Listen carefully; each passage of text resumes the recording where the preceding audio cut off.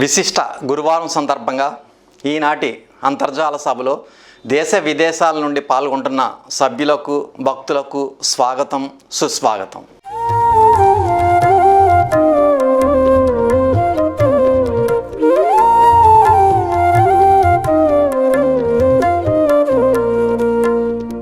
ఈనాటి విశిష్ట గురువారం సభ విశ్వ ప్రార్థనతో ప్రారంభమవుతుంది.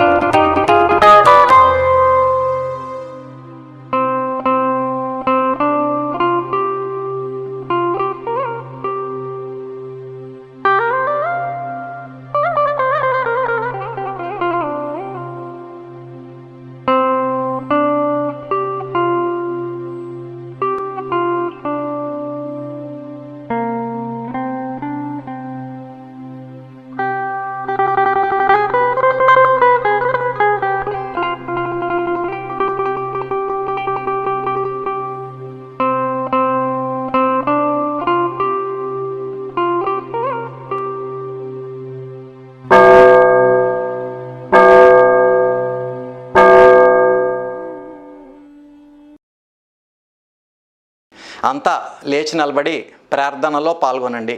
ప్రార్థన అనంతరం తిరిగి కూర్చుని శ్రద్ధాశక్తులతో తదుపరి సభా కార్యక్రమాల్లో పాల్గొనండి. ఇప్పుడు ప్రార్థన.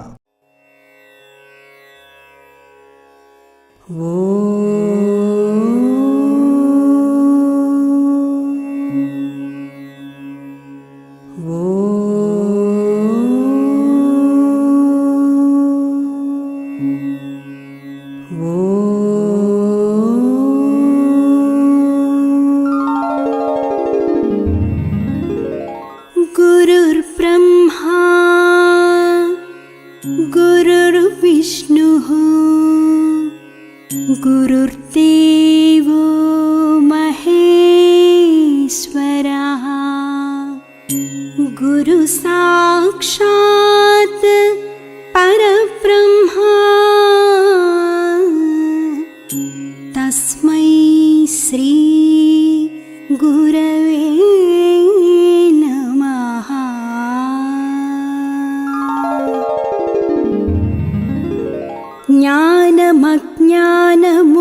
జ్ఞానమజ్ఞానములమధ్యగ్రాలు నన్ను అన్నపానాలకైయంగలార్చు నన్ను బహుళ తాపత్రయంబులబడయు నన్ను దుఃఖచితికింధనంబునై దొరలు నన్ను ఎటులగాచెదో నీలోన నెటుల చేర్చుకొందువో దేవా నేను నీయందే భారమాని అర్థించుచుందురే ఇంబవళ్ళు నిన్నే వీక్షించుచుందునే తిన్ను కన్ను మలపి చూచిన నీరూపే తెలియచుండు నిలిచి కాంచిన నీ కాంతి వెలుగుచుండు పిలిచి చూచిన నీ పేరే పలుకుచుండు నీ నీవే సకలంబు నీయందే నేను గలను వెడల జాలని పాతాళ వీధులందు చేరనేరని ఆకాశ సీమలందు ప్రాకనోపని జలధి గర్భములయందు నీవేయున్నావు నాయందు నీవు లేవే సాంధ్యరాగంబులందు షస్సులందు కిసలయంబుల నెర్రని ప్రసవములను సానువుల బారెడు నదీ సలిలమందు తరచు నా గుండెలోని రక్తమును పిండి పూత పూసితివాలేద పుడమి నన్ను బెట్టు కష్టాలు నీ లెక్కబెట్టు నిడలా ఏది విశ్రాంతి నీ ధ్యానమే సమాధి ఏది అవధి నీ పూజయభీష్ట సిద్ధి వేరు గత్యంతరము లేదు వెదుకరాదు శాంతి గీతాలు పాడు శకుంతలములు ప్రకృతి సతిరిక్కలను తలంబ్రాలు జల్లు నగములు గిలేచి నీ మహోన్నతికి మృక్కు ఎల్ల లోకాలు నీ ఇండులేను నీదు పాదసేవకునైననే పనికిరానే వెరచి కాపాడు మనుట కక్కరకురానే చూడు మీ నన్ననుటకు నోచుకొనలేదే రమ్ము నాలో వసింపు మాలస్యమేలా రమ్ము నా ఎట్ట ఎదుటకు హ్యమ్ములేలా రే పనునది లేనే లేదు లేదు తండ్రి.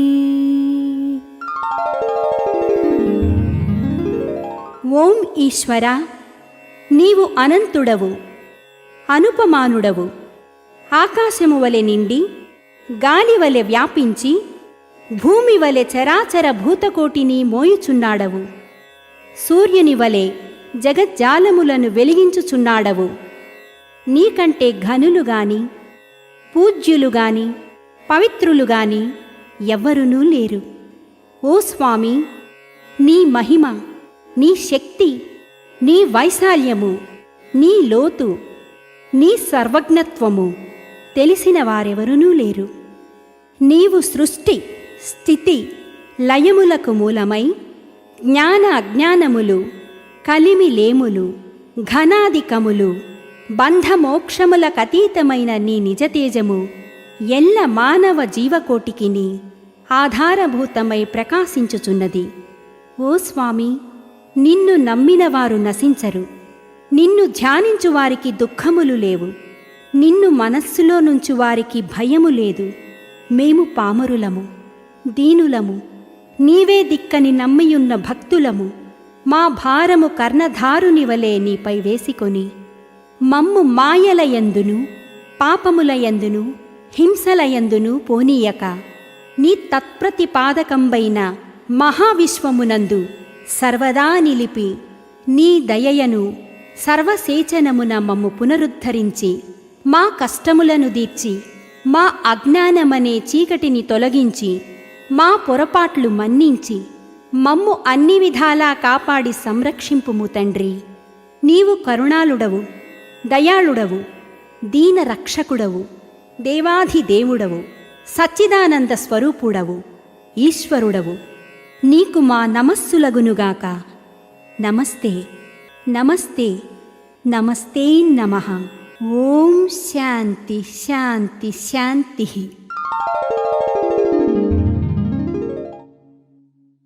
శ్రీ శ్రీ శ్రీ విశ్వ విజ్ఞాన విద్య ఆధ్యాత్మిక చక్రవర్తులు డాక్టర్ అమృతషా స్వామికి నా సాష్టాంగ నమస్కారములు. ఈనాటి విశిష్ట గురువారం అంతర్జాల సభలో దేశ విదేశాల నుండి పాల్గొంటున్న 50 మంది సభ్యులకు సభ్యేతరులకు నా యొక్క నమస్కారములు. ఈ విశిష్ట గురువారం సందర్భంగా పరబ్రహ్మ శ్రీ మొద్దీన్ బాషా సద్గురువర్యులతో నాకు గల అనుబంధాన్ని వివరించేటటువంటి అవకాశాన్ని ప్రసాదించినటువంటి పూర్వపీఠాధిపతులందరికీ కూడా నా యొక్క నమస్కారం. అవతారి శ్రీ హుస్సేన్ షా సద్గురువర్యులకు, పరబ్రహ్మ శ్రీ మొద్దీన్ బాషా సద్గురువర్యులకు, ఆ పెద్దమ్మ గారికి కూడా నా యొక్క సాష్టాంగ నమస్కారములు తెలియచేస్తున్నాను. నేను 1976 సంవత్సరంలో శ్రీ విశ్వ విజ్ఞాన విద్య ఆధ్యాత్మిక పీఠం యొక్క 7వ పీఠాధిపతులు అవతారి శ్రీ హుస్సేన్ షా సద్గురువర్యుల వద్ద మహామంత్రాన్ని పొందడం జరిగింది. 1976 నుంచి ఈనాటి వరకు 45 సంవత్సరాల సుదీర్ఘమైనటువంటి మహోన్నతమైనటువంటి విధానంలో స్వామి నన్ను తీర్చిదిద్దారు. ఒక వజ్రం ఉంది అంటే ఆ వజ్రం ఆ రాయి కింద ఉండిపోయింది అంటే దానికి ఎంతో విలువ ఉండదండి. మరి అదే వజ్రాన్ని రాసి రంపాన పెట్టి అరగదీసి ఒక మహోన్నతమైనటువంటి వజ్రానికి విలువ చేకూర్చినట్లయితే దానికి ఎంతో సార్థక్యత లభిస్తుంది. ఆ విధంగా అవతారి శ్రీ హుస్సేన్ షా సద్గురువర్యులు, పరబ్రహ్మ శ్రీ మొద్దీన్ బాషా సద్గురువర్యులు, ప్రస్తుత పీఠాధిపతులు డాక్టర్ అమృతషా స్వామి ఈ 45 సంవత్సరాల నుంచి కూడా ముగ్గురు ఈ సూరిబాబు అనేటువంటి ఒక రాయిని ఒక వజ్రంగా తీర్చిదిద్దారు స్వామి. 1975 నుంచి 1981 వరకు అవతారి శ్రీ హుస్సేన్ షా సద్గురువర్యుల కాలంలో ఒక చిన్న వాలంటీర్గా నాకు సేవ చేసేటటువంటి భాగ్యం మొట్టమొదట లభించిందండి. అసలు ఈ పీఠంలోకి రావడానికి ప్రధానమైనటువంటి కారణం ఎవరు అంటే శ్రీ గోసుల రమణ గారు. నేను శ్రీ గోసుల రమణ గారు కూడా పెద్దాపురంలో బీకాం చదువుతుండేవాళ్ళం. ఆ బీకాం చదువుతూ నేను రమణ కూడా పక్కపక్క రూమ్స్లో రూమ్మేట్స్. సో రమణ గారు నమస్కారం చేస్తుండగా ఆ స్వామివారి ఫోటో చూశాను. ఎవరు ఈ ఫోటో అంటే పిఠాపురం శ్రీ విశ్వ విజ్ఞాన విద్య ఆధ్యాత్మిక పీఠం పీఠాధిపతులు, చాలా మహోన్నతమైనటువంటి ఈశ్వర శక్తి కలిగినటువంటి వారు. ప్రతి గురువారం నేను వెళ్తాను, నువ్వు వస్తావా అని అడిగితే నేను వస్తానని చెప్పాను. ఆ విధంగా ప్రతి గురువారం కూడా సైకిల్ మీద నేను రమణమ్మ కూడా పిఠాపురం వెళ్ళేవాళ్ళం. పిఠాపురం వెళ్ళి ప్రతి గురువారం సభ కూడా చూసేవాళ్ళం. మరి ఆ విధంగా ఒక 4-5 గురువారాలు పిఠాపురం వెళ్ళిన తర్వాత మొట్టమొదట 4 గంటలకల్లా కరెక్ట్గా 4 గంటే 4 గంటల సమయ పాలన అంటే అవతారి హుస్సేన్ షా సద్గురువర్యులను చూసి నేర్చుకోవాలి మనం. కరెక్ట్గా 4 గంటలకి ఒక సెకండ్ తేడా రాదండి. కరెక్ట్గా పూర్వపీఠాధిపతుల యొద్ద ఆరాధన చేసేవారు. చేసి ఆ ప్లేటర్ గారు ఇంటికి వెళ్ళి రెస్ట్ తీసుకునేవారు. తర్వాత స్వామి సాయంకాలం పరబ్రహ్మ శ్రీ మొద్దీన్ బాషా సద్గురువర్యులు వచ్చి గురువారం సభను నిర్వహించేవారు అనమాట. అందుచేత 1975 నుంచి 81 వరకు అవతారి హుస్సేన్ షా గారి కాలం అయినప్పటికీ కూడా అటు అవతారి హుస్సేన్ షా గారి కాలంలోనూ, అదేవిధంగా 1981 నుంచి 89 వరకు పరబ్రహ్మ శ్రీ మొద్దీన్ బాషా గారి కాలంలోనూ కూడా ఇద్దరు పీఠాధిపతులు కూడా అలాగా అరగదీశారండి, రాయిని అరగదీసినట్టుగా స్వామి. ఆ విధంగా ఒక వజ్రాన్ని ఏ విధంగా తయారు చేసుకుంటారో ఆ విధంగా ఈ సూరిబాబు అనేటువంటి ఒక సామాన్యమైనటువంటి వ్యక్తిని ఒక ఉత్కృష్టమైనటువంటి వ్యక్తిత్వంగా తీర్చిదిద్దారు. అంచేతనే నేను చెప్పేటటువంటి అనుభవంలో ఉన్నటువంటి విశేషం ఏమిటి అంటే ఒక పరిమాణాత్మకమైనటువంటి మార్పులు వస్తాయి ఒక శిష్యుడిని వజ్రంగా తయారు చేయడంలో. అదేవిధంగా quantitative changes and qualitative changes అంటే గుణాత్మకమైనటువంటి మార్పులు వస్తాయి. మరి పరిమాణాత్మకమైనటువంటి మార్పులు ఏమిటి అంటే ఓ బ్రహ్మాండమైనటువంటి విద్యను ఇచ్చారు. బీకాం పాస్ అయ్యాను, ఎంకాం పాస్ అయ్యాను, ఎంఫిల్ పాస్ అయ్యాను. అదేవిధంగా బ్రహ్మాండమైనటువంటి లెక్చరర్ అనేటువంటి ఉద్యోగాన్ని ఇచ్చారు స్వామి. కామర్స్ లెక్చరర్గా పీవీఆర్ ట్రస్ట్ డిగ్రీ కాలేజీలో ఉద్యోగం చేశాను. మరి ఆ విధంగా ఉద్యోగం చేయడానికి ప్రధానమైనటువంటి కారణం ఏమిటంటే పరబ్రహ్మ శ్రీ మొద్దీన్ బాషా సద్గురువర్యుల కాలంలోనే ప్రతి గురువారం మేము పిఠాపురం వస్తూ ఉండేవాళ్ళం, నేను లెక్చరర్ రమణ గారు కూడా. మరి వస్తూ ఉంటే మేము ఏం చేసేవాళ్ళం అంటే సింపుల్గా 2 పాపిన్స్ ప్యాకెట్స్ తీసుకొచ్చి ఇచ్చేవాళ్ళం స్వామికి. చేస్తే స్వామి ఏం చేసేవారంటే అందులో ఒక ప్యాకెట్ని మంత్రించి మళ్ళా మాకు ఇచ్చిస్తేవారు. ఆ విధంగా పాపిన్స్ రూపంలో వారి యొక్క ఈశ్వర శక్తిని మాలో ప్రవేశపెట్టి మాలో ఉన్నటువంటి జడత్వాన్ని అంతటిని కూడా నిర్మూలించేవారు. మరి ఏమిటా జడత్వం అంటే ప్రతి మానవుడికి కూడా మనకి తమో గుణం, రజోగుణం, అదేవిధంగా సత్వగుణం 3 గుణాలు ఉంటాయండి. ఆ 3 గుణాల్లో ఈ పీఠంలోకి ప్రవేశించేవాడికి నాకు తమో గుణం ఉండేది, రజోగుణం ఉండేది. ఆ తర్వాత ఈ 3 పీఠాధిపతులు కూడా నన్ను తీర్చిదిద్ది ఈ యొక్క సత్వగుణ సంపన్నుడిగా తీర్చిదిద్దడం జరిగింది. మరి తమో గుణం అంటే ఏమిటంటే బద్ధకం, అదేవిధంగా సోమర్తనం, అదేవిధంగా ప్రతిదానికి కూడా భయపడిపోతుండడం, ఈ విధమైనటువంటి తమో గుణాలన్నీ కూడా అవతారి శ్రీ హుస్సేన్ షా సద్గురువర్యులు, పరబ్రహ్మ శ్రీ మొద్దీన్ బాషా సద్గురువర్యులు వారి అన్నిటినీ కూడా నిర్మూలించేలా చేశారు. అదేవిధంగా రజోగుణం అంటే కోపం, విపరీతమైనటువంటి కోపం, విపరీతమైనటువంటి పగ, విపరీతమైనటువంటి అవన్నీ కూడా రజోగుణానికి సంబంధించినటువంటి విషయాలు, చూడలేకపోవడం ఇవన్నీ కూడా. సో అటువంటి రజోగుణాలన్నింటినీ కూడా ఏదైతే ఉన్నాయో అవన్నిటినీ కూడా నిర్మూలింప చేశారు పరబ్రహ్మ శ్రీ మొద్దీన్ బాషా సద్గురువర్యులు. అదేవిధంగా సత్వగుణ సంపన్నుడిగా వారి యొక్క తాత్విక బోధనల ద్వారా, సింహ గర్జనతో కూడినటువంటి తాత్విక ప్రబోధాల ద్వారా సత్వగుణ సంపన్నుడిగా తయారు చేశారు. అంటే ఈ యొక్క పీఠంలో పరబ్రహ్మ శ్రీ మొద్దీన్ బాషా సద్గురువర్యుల యొక్క మహోన్నతమైనటువంటి ఆశీస్సుల ద్వారా ఇటు తమో గుణం నశింపచేశారు, అదేవిధంగా రజోగుణాన్ని నశింపచేశారు, సత్వగుణ సంపన్నుడిగా తయారు చేశారు.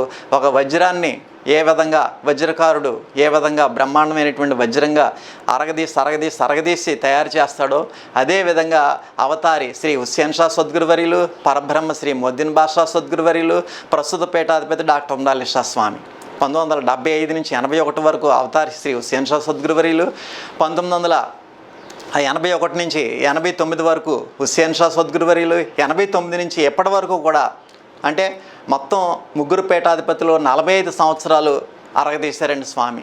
ఆ విధంగా అరగదీసి మహోన్నతమైనటువంటి వ్యక్తిత్వంగా తీర్చిదిద్ది ఈ పీఠానికి మహోన్నతమైనటువంటి సేవలు చేసుకునేటువంటి భాగ్యాన్ని లభింపచేశారు.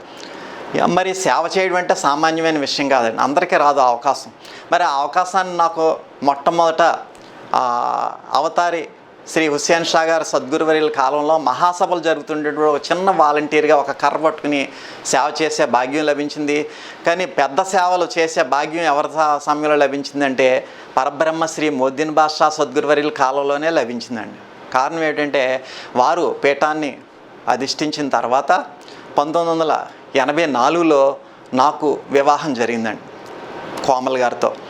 మరి ఒక మహోన్నతమైనటువంటి వ్యక్తిత్వాన్ని, ఒక ఆదర్శమూర్తిని నాకు శ్రీమతిగా అందజేశారు స్వామి. ఎందుచేతంటే వారి యొక్క విశిష్టతని మీకు తెలియచేయడానికి నేను ప్రయత్నం చేస్తాను. వారు ఎంత సహృదయులు అంటే ఒక సామాన్యమైనటువంటి వ్యక్తిని నేను, అటువంటి సామాన్యమైనటువంటి వ్యక్తిని పీఠానికి ఎటువంటి త్యాగం కూడా చేయలేదు అప్పట్లో. ఎందుచేతంటే ఉద్యోగం లేదు, వ్యాపారం లేదు, లేదంటే ఎటువంటి ఆదాయం లేదు కాబట్టి ఓన్లీ పాపిన్స్ ప్యాకెట్స్ మాత్రమే ఇస్తుండేవాళ్ళం అంతే స్వామికి. ఆ యొక్క అల్ప సంతోష అయినటువంటి ఈశ్వర రసస్వరూపైనటువంటి పరబ్రహ్మ శ్రీ మొద్దీన్ బాషా సద్గురువర్యులు మేము బీకాం చదువుతుండగానే, మేము పెద్దాపు నుంచి రమణ నేను వస్తుండగానే వారు ప్రతి గురువారం కూడా మాకు సంబంధించినటువంటి ఎగ్జామ్స్ వచ్చాయంటే బుక్స్ తెచ్చుకోమనేవారు. మమ్మల్ని తెచ్చుకోమంటే వారు తెచ్చుకోమని చెప్పి అందులోనే ఆయన టిక్ పెట్టేసేవారండి ఇంపార్టెంట్ టాపిక్స్ అన్నీ కూడా. వారు ఏదైతే టిక్ పెట్టారో అవే టాపిక్స్ ఎగ్జామ్స్లో వచ్చేవి. సో ఆటోమేటిక్గా బ్రహ్మాండంగా ఎగ్జామ్స్ పాస్ అయిపోయేవాళ్ళం. నేను రమణ కూడా ఫస్ట్ అటెంప్ట్లోనే ఎగ్జామ్స్ పాస్ అయిపోయేవాళ్ళం. ఇటు వచ్చి రమణ గారు ఫస్ట్ క్లాస్లో పాస్ అవుతుండేవారు, నేను సెకండ్ క్లాస్లో పాస్ అవుతుండేవాడిని. సో ఆ విధంగా స్వామి బీకాం డిగ్రీని పూర్తి చేశారు. మరి ఆ డిగ్రీ చదువుతున్నప్పుడే వారి యొక్క మహోన్నతమైనటువంటి పరబ్రహ్మ శ్రీ మొద్దీన్ బాషా సద్గురువర్యుల యొక్క ఆశీస్సులతో మీరిద్దరూ లెక్చరర్స్ అవుతారయ్యా అని చెప్పి ఆనాటి కాలంలోనే ఆశీర్వదించారు స్వామి. మరి వారి యొక్క ఆశీస్సులు ఆ తర్వాత మరి తర్వాత నేను ఎంకామ్ పూర్తి చేసిన తర్వాత కాకినాడ పీవీఆర్ ట్రస్ట్ డిగ్రీ కాలేజీలో కామర్స్ లెక్చరర్గా అడుగుపెట్టాను. మరి ఆ విధంగా మహోన్నతమైనటువంటి పరబ్రహ్మ శ్రీ మొద్దీన్ బాషా సద్గురువర్యుల కాలంలో లెక్చరర్గా చేసినటువంటి సేవలు ప్రస్తుత పీఠాధిపతి డాక్టర్ ఉమ్రాలి షా స్వామి నా మనసులో ఉన్నటువంటి కోరికని నెరవేర్చడం కోసం ప్రిన్సిపాల్గా కూడా చేసి, నాకు ఎలిజిబిలిటీ లేదండి, నా పైన 5 ఉన్నారు, వాళ్ళందరికీ కూడా నో అని చెప్పి సంతకం పెట్టించి నాకు ప్రిన్సిపాల్షిప్ని కూడా ఇప్పించారు ప్రస్తుత పీఠాధిపతులు. అంటే అక్కడ క్వాంటిటేటివ్ చేంజ్ చెప్తున్నా మీకు. అంటే భౌతికంగా కనిపించేటటువంటిది పరిమాణాత్మకమైనటువంటి మార్పులు, ఇటు ఉద్యోగం రావడం, అదేవిధంగా వివాహం అవడం, అదేవిధంగా కారు కొనుక్కోవడం, లేకపోతే ఇల్లు కట్టించుకోవడం, ఇవన్నీ కూడా పరిమాణాత్మకమైనటువంటి మార్పులండి. మరి గుణాత్మకమైనటువంటి మార్పులు మీకు చెప్పాను కదా, ఒక వజ్రాన్ని అరగదీసి అటు తమో గుణాన్ని ఇటు రజో గుణాన్ని ఇవన్నీ కూడా రూపుమాపి సత్వగుణ సంపన్నుడిగా తయారు చేయడం అనేటువంటిది ఆ పరిమాణాత్మకమైనటువంటి మార్పు. మరి ఈ పరిమాణాత్మకమైనటువంటి మార్పు ఎన్ని వేల కోట్లో మనం చెప్పలేమండి. అంచేత కోట్లాది రూపాయలు వెచ్చించినా పొందలేనటువంటి తాత్విక సంపద ద్వారా మనల్ని ఒక మహోన్నతమైనటువంటి వజ్రంగా తీర్చిదిద్దుతున్నారు స్వామి.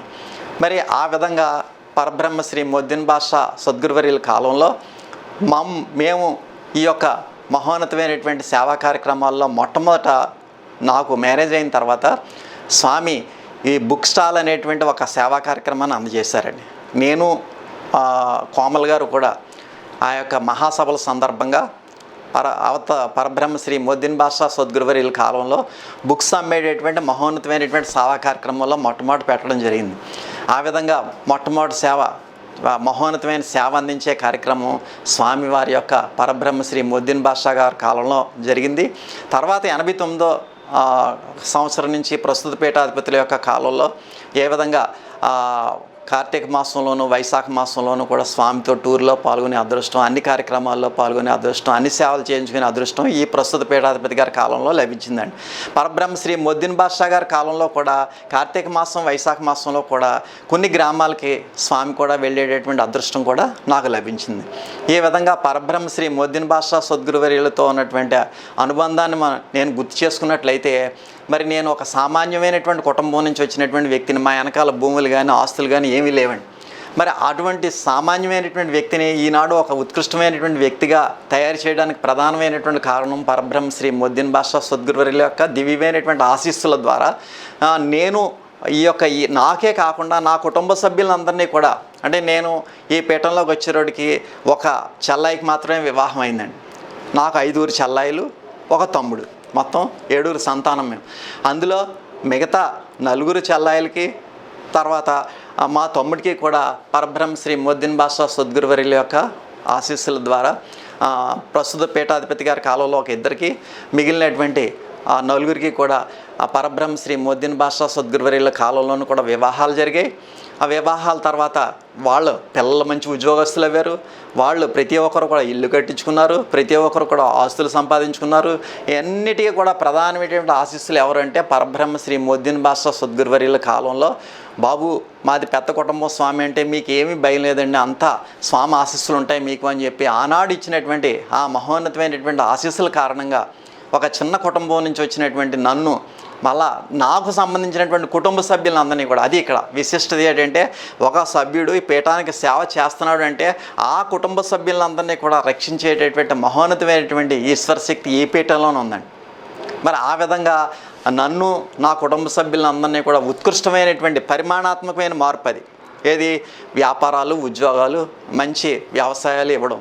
ఇంకా గుణాత్మకమైనటువంటి మార్పు ఏంటంటే సన్మార్గంలో నడిపించి సత్వగుణ సంపన్నుడిగా తీర్చిదిద్దడం. ఇవన్నీ కూడా ఈ పీఠంలో సాధ్యమేవి అంటే అది అవతార పురుషుడు అయినటువంటి అవతార పురుషుడు అయినటువంటి అవతారమూర్తి శ్రీ హుస్సేన్ షా సద్గురువర్యుల యొక్క ఆశీస్సులు, తర్వాత పరబ్రహ్మ శ్రీ మొద్దీన్ బాషా సద్గురువర్యుల యొక్క ఆశీస్సులు, పెద్దమ్మ గారి యొక్క ఆశీస్సులు. పెద్దమ్మ గారి గురించి కూడా చెప్పాలి అంటే మా మిస్సెస్ది అమలాపురం అండి. అదేవిధంగా అయ్యగారిది పరబ్రహ్మ శ్రీ మొద్దీన్ బాషా గారు శ్రీమతి గారు కూడా పెద్ద అమలాపురం అండి. ఈ విధంగా ఆ కోమల్ గారు కనపడారంటే చాలండి, ఆవిడ ఎంతో ఆనందపడేవారు అనమాట. ఎందుకంటే ఆవిడ అమలాపురం, వీరు అమలాపురం. దాంతో గురువుగారి యొక్క పరబ్రహ్మ శ్రీ ముద్దీన్ బాషా సద్గురువారి యొక్క అత్తవారు అమలాపురం, సూర్యబాబు గారి యొక్క అత్తవారు కూడా అమలాపురం అండి. ఆ మహోన్నతమైనటువంటి అనుబంధం ఎంత గొప్పవారు అంటే అండి, ఒక సామాన్యమైనటువంటి ఒక శిష్యుడి యొక్క వివాహం జరిగినప్పుడు ఆ వివాహానికే అమలాపురం ఏం చేశారండి పరబ్రహ్మ శ్రీ ముద్దీన్ బాషా సద్గురువర్యులు. 84 డిసెంబర్ 15 జరిగినటువంటి మా వివాహానికి వారితో పాటు కంసాల వెంకట్రావు గారిని, అదేవిధంగా మాస్టర్ రాజు గారిని కూడా తీసుకొచ్చి వివాహం జరిగేటటువంటి సమయంలో ఓం ఈశ్వర అనేటువంటి ప్రార్థన చేయించి మా దంపతులనిద్దరినీ కూడా ఆశీర్వదించారండి. వారి యొక్క ఆశీర్వాద ఫలితం వల్ల విజయ్, అదేవిధంగా విక్రమ్, నాకు జన్మించినటువంటి 2 పుత్రుల్ని కూడా స్వామి నాకు ప్రసాదించి, ఆ పుత్రులందరూ కూడా ఇప్పుడు స్వామివారి యొక్క దివ్యమైనటువంటి ఆశీస్సుల ద్వారా విజయ్ బ్రహ్మాండంగా లండన్లో సెటిల్ అయ్యాడు. మరి ఇప్పుడు విక్రమ్ కూడా ప్రస్తుత పీఠాధిపతులు, పూర్వ పీఠాధిపతుల యొక్క ఆశీస్సుల వల్ల ఆరోగ్యంగా, ఆనందంగా, సంతోషంగా ఉండగలుగుతున్నాడండి. మరి ఇటువంటి మహోన్నతమైనటువంటి పీఠాధిపతులతో ఉండేటటువంటి అనుబంధాన్ని మనం జ్ఞాపకం చేసుకున్నట్లయితే ఎప్పుడూ కూడా మనం ఈ పీఠాన్ని కానీ, ఈ యొక్క పీఠాధిపతుల యొక్క మహోన్నతమైనటువంటి ఆశీర్వాదాన్ని కూడా మనం మర్చిపోకూడదు. తుది శ్వాస విడిచేంత వరకు కూడా ఈ పీఠం యొక్క ఔన్నత్యం కోసం మనం పాటుపడాలి. ఆ విధంగా ఎవరైతే పాటుపడతారో ఆ పాటుపడినటువంటి వారికే కాకుండా ఆ కుటుంబ సభ్యులందరినీ కూడా రక్షించే విధానం ఈ పీఠంలో ఉంది అనడానికి నా యొక్క అనుభవం ఒకటే ప్రత్యక్ష ఉదాహరణ మీకు. అందుచేత ప్రతి ఒక్కరు కూడా ఈ యొక్క పొదుపు విరాళం అభివృద్ధి అనేటువంటి యజ్ఞంలో పాల్గొని మీ కుటుంబాన్ని అంతటికీ కూడా ఆశీస్సులు పొందేటటువంటి మార్గాన్ని అందరూ కూడా సద్వినియోగం చేసుకోవాల్సిందిగా నా యొక్క మనవి. ఈ అవకాశాన్ని ఇచ్చేటటువంటి స్వామికి నా యొక్క హృదయపూర్వకమైనటువంటి ధన్యవాదాలు. ఇప్పుడు ఈ విశిష్ట గురువారం సందర్భంగా పరబ్రహ్మ శ్రీ ముద్దీన్ బాషా సద్గురువర్యులతో అనుబంధం కలిగినటువంటి మరొక సభ్యుడు హైదరాబాద్ నుండి శ్రీ సిఎస్ఎన్ రెడ్డి గారు వారి స్వానుభవాన్ని సభకు వివరిస్తారు. గురువుగారి పాదాభివందనాలు. నా పేరు సిఎస్ఎన్ రెడ్డి. నాకు 85 సంవత్సరాలు. నేను బాంబే ట్రాన్స్ఫర్ అయినప్పుడు మా అత్తయ్య గారు పిలిచి, మీరు ఉపదేశం తీసుకోండి, గురువుగారు సాయంగా ఉంటారని చెప్పారు. 1969లో సాగర్ దగ్గర ఉపదేశం తీసుకున్న అప్పుడు బాంబే వెళ్ళాను. అప్పుడు నాకు పిఠాపురం వచ్చేటోడల్లా అన్నయ్య గారిని కలిసేవాడిని. నాకు అప్పుడు 85 సంవత్సరాలు. నమస్తే, స్వామికి పాదాభివందనాలు. నేను సిఎస్ రెడ్డి గారి అబ్బాయిని మాట్లాడుతున్నాను. ఆయన కొంచెం మాట్లాడడం ఇబ్బందిగా ఉండి కొంచెం గుర్తులేక నేను మాట్లాడాల్సి వస్తుంది. నా పేరు సోమేశ్వర్ రెడ్డి. మా నాన్నగారు మొయినుద్దీన్ బాషా గారి దగ్గర ప్రతిసారి ముంబై నుంచి పిఠాపురం వచ్చినప్పుడల్లా కలిసి ఆయనతోటి సాధనలో బాగా ముందుకెళ్ళారు. 1974లో మా నాన్నగారు నేపాల్ దేశానికి ట్రాన్స్ఫర్ అయ్యి అక్కడ హిమాలయాల్లో రోడ్లు వేయించే బాధ్యత కలిగింది.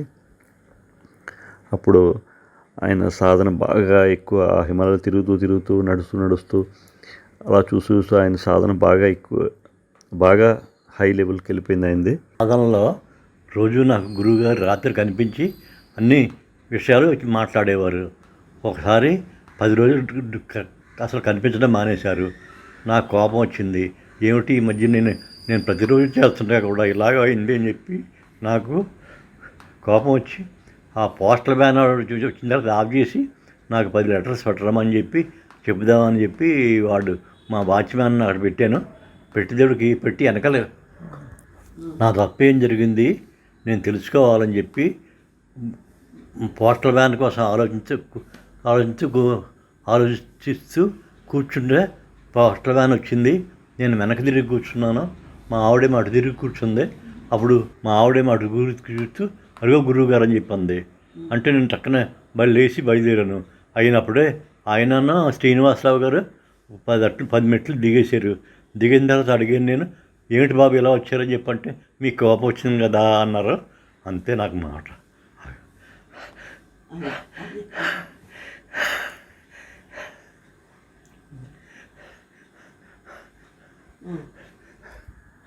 నేను పోస్టల్ వ్యాన్ కోసం ఎదురు చూస్తుంటే ఆయన గురువు గారు శ్రీనివాసరావు గారు నా దగ్గరికి వస్తున్నారు. ఆయన చూస్తుంటే ఆ హిమాలయాల్లోంచి ఆయన వస్తుంటే ఆయన ఏమి ఇచ్చి నేను రుణం తీసుకోగలను చెప్పి నాకు అనుమానం వచ్చింది. అలా ఉండిపోయాను. నేను ఆయన హిమాలయ పర్వతాల్లోంచి కింద దిగి వస్తుంటే నేను అది చూసి ఏమిటి బాబు ఇలా వచ్చారని చెప్పి అన్నాను. నేను అంటుంటే నాకు కోపం వచ్చింది కదా బాబు అన్నారు. అంటే నాకు మాట పడిపోయింది.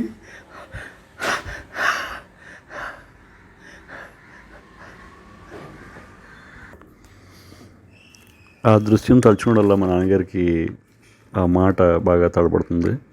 ఆయన చెప్పేది ఏంటంటే ఆయనకి ఎందుకు గురువుగారు కల్లోకి రావట్లేదు అనేది తెలియక ఆయన టెన్షన్ పడుతూ కన్ఫ్యూజ్ అవుతూ లెటర్ రాద్దామని చెప్పేసి మెయిల్ బస్ కోసం వెయిట్ చేస్తున్నారు. ఆయన లెటర్ రాసి దానికి వేద్దామని చెప్పేసి వ్యాన్ వచ్చినప్పటికీ చూస్తే అది కొంచెం దూరంలో ఉంది. వ్యాన్ ఆగి కొంచెం దూరం అంటే చుట్టూ ఆ కొండల మధ్యలో ఉంది ఈ గ్రామం అనేది.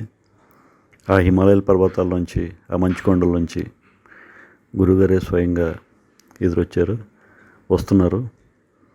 ఈయన లేచి వెళ్ళి దగ్గరికి వెళ్ళి ఈయనకి ఏం మాట్లాడాలి, ఇది కళ నిజమా అనే భ్రమలో ఉండిపోయారైనా. ఏంటి అనే వర్డ్ అసలు అంతకంటే ముందుకు వెళ్ళలేకపోయి ఏం మాట్లాడలేకపోయినా. ఇప్పుడు గురుగారి దగ్గరికి వచ్చి ఏం బాబు నీకు నా మీద కోపం వచ్చింది అందుకే వచ్చానని చెప్పారు. అది ఆయన మా నాన్నగారు ఇప్పుడు కూడా అది చెప్తే మాకే అనిపిస్తుంది. మా నాన్నగారు చెప్పారు, నేను జస్ట్ 5 సంవత్సరాల సాధనకే నాకు దేవుడు సాక్షాత్కరించడం అంటే ఇదే, ఎక్కడో కాదు. ఎందుకంటే నేను ఎప్పుడు నేను ఎక్స్పెక్ట్ చేయలేను.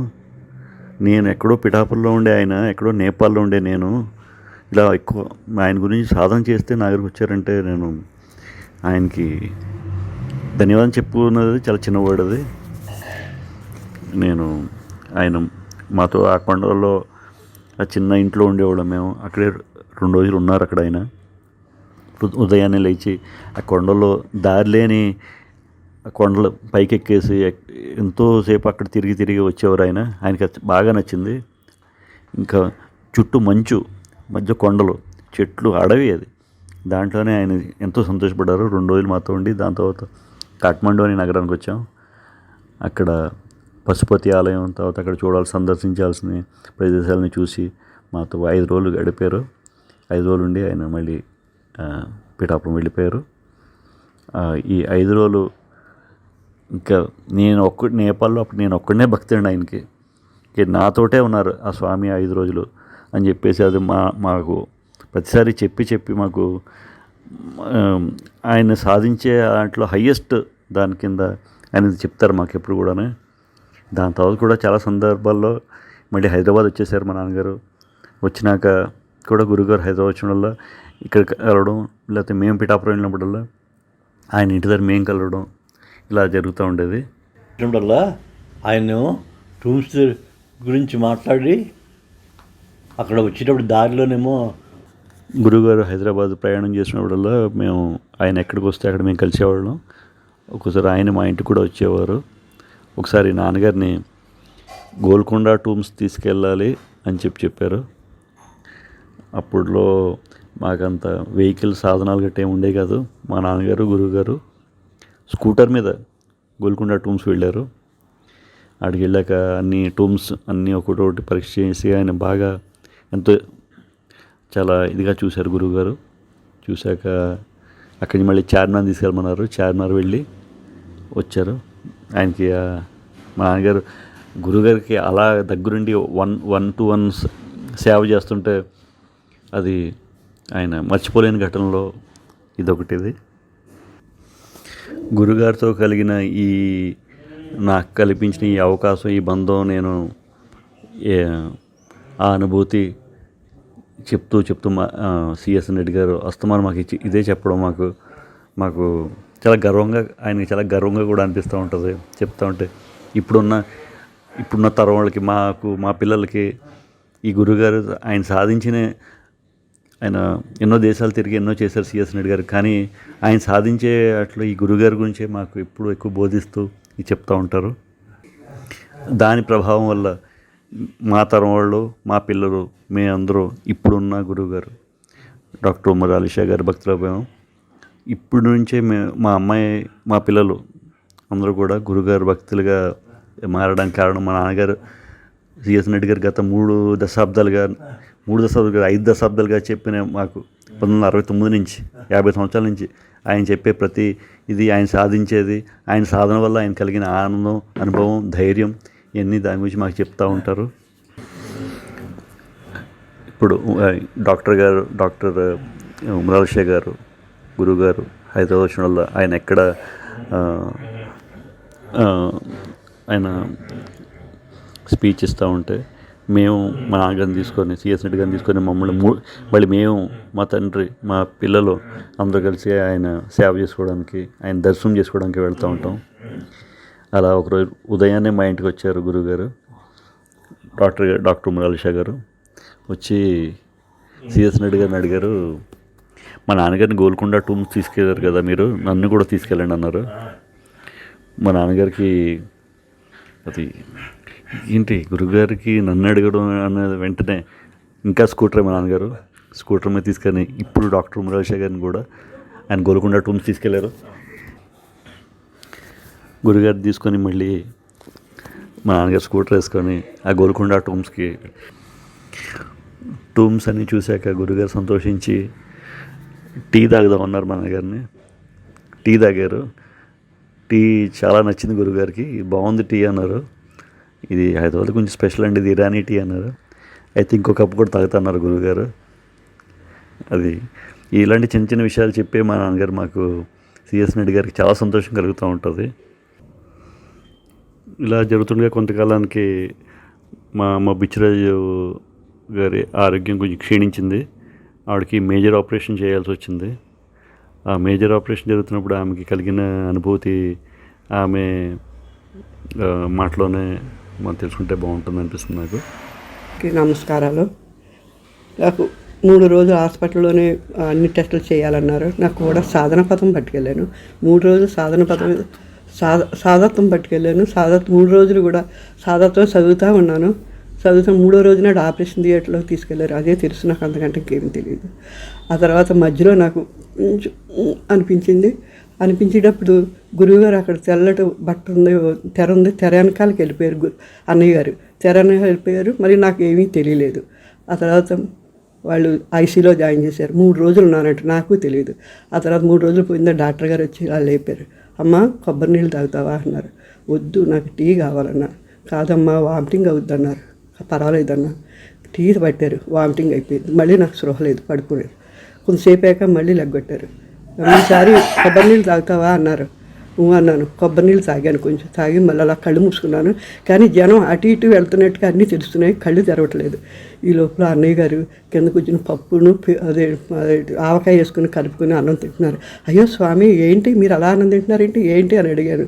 కళ్ళు తెరుద్దామని ఎంతో ట్రై చేశాను, తెరవలేదు. లేదమ్మా, నువ్వు 3 రోజులు నీ దగ్గరే ఉన్నాను, నువ్వేం తీసుకోలేదు కదా, నువ్వు ఇప్పుడు కొబ్బరి నీళ్ళు తాగావు కదా, అందుకే నేను ఇప్పుడు అన్నం తింటున్నాను అని అన్నారు. అని ఎంతో ట్రై చేసిన తర్వాత కళ్ళు తెరిచాను. 3 రోజులు పెట్టి నేను ఏమీ తెలియలేదు కదా, నువ్వేమీ తెలియదు కదా, అందుకే నేను ఏమీ తెలియలేదు, ఇప్పుడు నువ్వు కొబ్బరి నీళ్ళు తాగావు కాబట్టి నేను తింటున్నాను అని చెప్పి కళ్ళు ఆ తర్వాత ఎంతో ప్రయత్నించి కళ్ళు తెరిచే వరకు అటు ఏమీ కనిపించలేదు. అలాగే గురువుగారు మాకు ఇలా చెప్తున్నారు. గురువుగారు అన్నయ్య గారు మాకు తోడుగానే ఉంటున్నారు. ఇప్పుడు నా పిల్లలకి, నా సంతోషకి తోడుగానే ఉంటున్నారు. ఇలా ఉంటుండగా సిఎస్ రెడ్డి గారు నా భర్తకి మళ్ళీ ఆపరేషన్ చేయాల్సి వచ్చింది. నా భర్తకు ఓపెన్ హార్ట్ చేయాలని వచ్చింది. చాలా బాధపడ్డాము.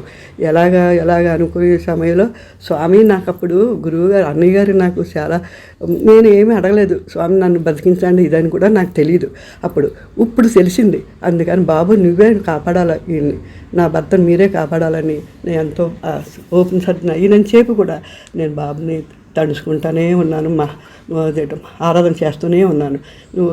అప్పుడు నాకు తెలియక అడిగాను, ఇప్పుడు తెలిసి అడుగుతున్నాను కాబట్టి మీరే నిలబెట్టాలని చెప్పి, ప్రాణాన్ని నిలబెట్టాలని చెప్పి నేను గట్టిగా ప్రార్థన చేసేది. చాలా బాగా సక్సెస్ అయ్యి చాలా బాగా ఆపరేషన్ అయ్యింది. చాలా బాగున్నారు. ఇప్పుడు చాలా ఆయన బాగున్నారు, ఆరోగ్యం అది బాగుంది. కానీ మాట్లాడలేకపోతున్నారు ఎక్కువగాను. ఇప్పుడు 80 సంవత్సరాలు కాబట్టి 80 సంవత్సరాల్లో ఆయనకి ఆపరేషన్ అయింది. ఆపరేషన్ అయింది 4 సంవత్సరాలు అయింది.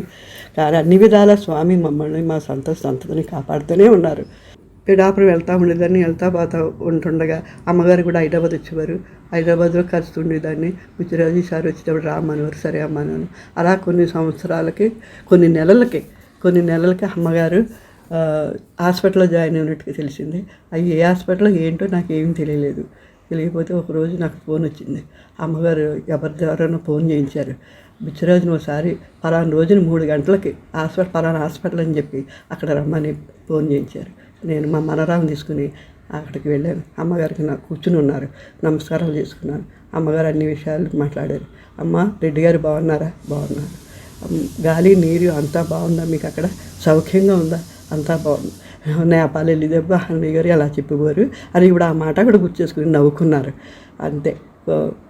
మా మనవరాలు నేను ప్రసాదం తీసుకుని ఇంక బయటకు వచ్చేసిన తర్వాత ఇంటికి వచ్చిన తర్వాత మా మనవరాలు కాలేజీ చదువుతుంది. ఏంటి విషయం అని అన్నీ అడిగింది. అన్ని విషయాలు చెప్పాను. ఈసారి గురువుగారు కార్తీక మాసంలో వచ్చినప్పుడు తన ఉపదేశం తీసుకుంది. అందుకని నాకు చాలా సంతోషం. నా సంతతిని స్వామి కాపాడుతున్న శతకోటి పాదాభి వందనములు. గురువు గారు మా కుటుంబాన్ని చాలా బాగా చూసుకుంటున్నారు. మా సంతతిని కాపాడుతూనే ఉన్నారు. నా మనవరాలు పెళ్లి కాకినాడలో ఆగితే కార్డు ఇచ్చి ప్రార్థించుకుంటే పెళ్ళికి వచ్చి ఆశీర్వదించారు. అంతకంటే మాకు ఇంకేం కావాలా? మా కుటుంబం అంతా గురువు గారికి శతకోటి పాదాభివందనంతో షష్ఠపీఠాధిపతి కవిశేఖర డాక్టర్ ఉమ్రాల్ ఇషా స్వామి రచించిన సూఫీ వేదాంత దర్శము అనే గ్రంథం నుండి శ్రీ దాసరి సత్యనారాయణ గారు శ్రావ్యంగా ఆలపించిన పద్యాలను ఆలకించి తాత్విక భావచైతన్యం పొందండి. సగుణ బ్రహ్మముగా దళంతురు నిన్ను సన్యాసులు యోగులు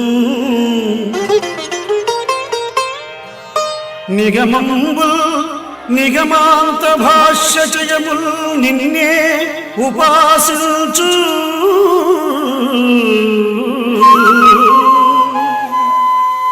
నా భగవంతుడవు దేవదేవుడవు,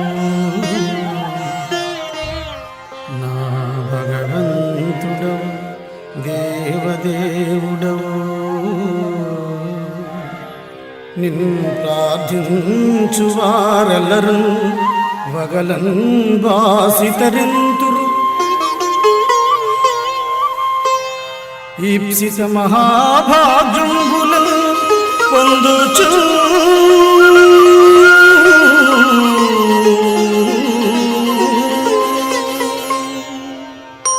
నిన్ను విగ్రహ రూపంలో ఆరాధించిన, విగ్రహాలు లేని మనో నిగ్రహ రూపంలో ఆరాధించిన ఆ భక్తుడు నిన్ను చేరడం ఖాయం. వేదాలు, వేదాంత గ్రంథాలు 2 రకాల ఉపాసనల్ని సమర్పిస్తూనే ఉన్నాయి. భక్తుని ఎదుట ఉన్న విగ్రహం భక్తిలో కరిగి భక్తునిలో లీనమై అతనికే ఆత్మరూపంలో సాక్షాత్కరిస్తుంది. ఇది తెలిసి నిన్ను ప్రార్థించే వారికి మోక్షమే సిద్ధించడం కరతలామలకమైనప్పుడు భౌతిక భోగాలు భాగ్యాలు ఒక లెక్క.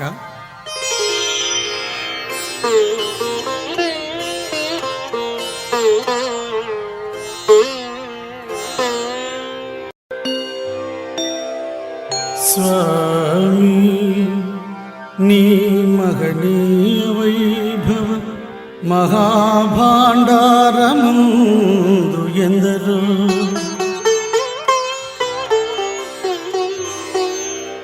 ఏమేమో కొనిపోచున్న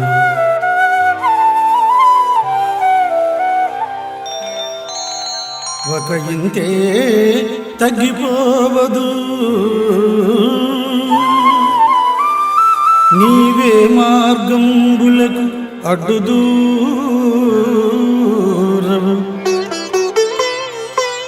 ప్రపంచేచ్ఛావిహార క్రియా సామాన్యార్థములు ఒగ్గడింపవు దయా సర్వస్వమున్ గూర్పగం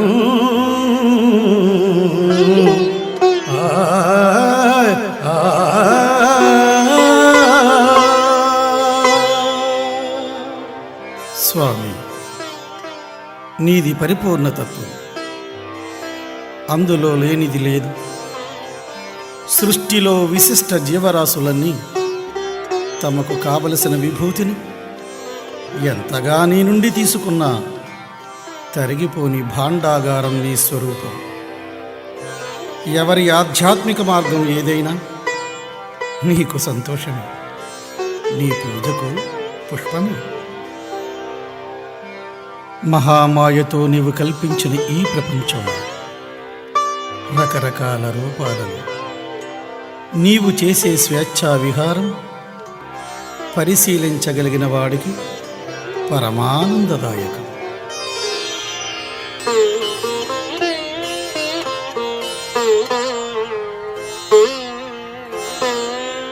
ఈ చరాచర సృష్టి, ఈ మహాసౌందర్యము ఎవనిలో అణువుగా నెసగుచుండు. ఈ కళాలోకంబులు, ఈ ఐంద్రజాలంబులు ఎవని ఆకాంక్షయనసియుండు.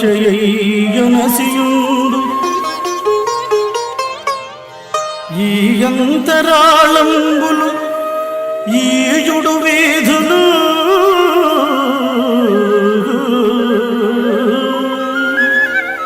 ఎవనిలో నలుసులై నవయుచుండు.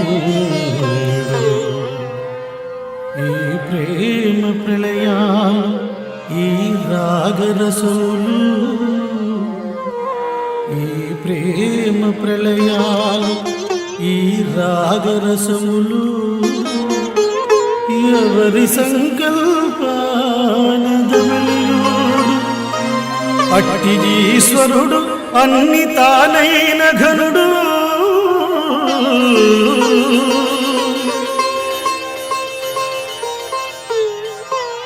ఆ అగోచరుడు యుద్ధ మాయామయుడు. ప్రేమ హృదయాల నిల్చి కాన్పించు ప్రభుడు, కరుణ కలవాడు నిఖిల లోకముల రేడు.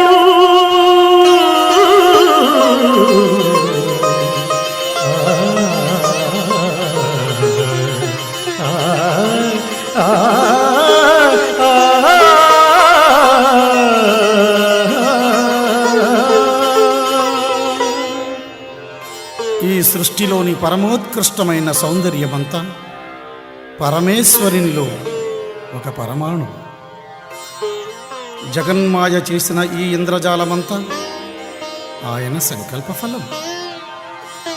వందల గ్రహాలు, వేల రాసులు, లక్షల నక్షత్రాలు ఆ విశ్వాత్ముని శరీరంలో నలుసులు మెరుసు.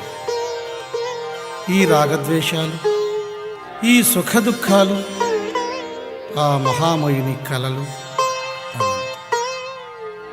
మాటకి మనస్సుకి గోచరించని ఆ మాయామయుడు ప్రేమకు బంధి, భక్తికి బంధువు.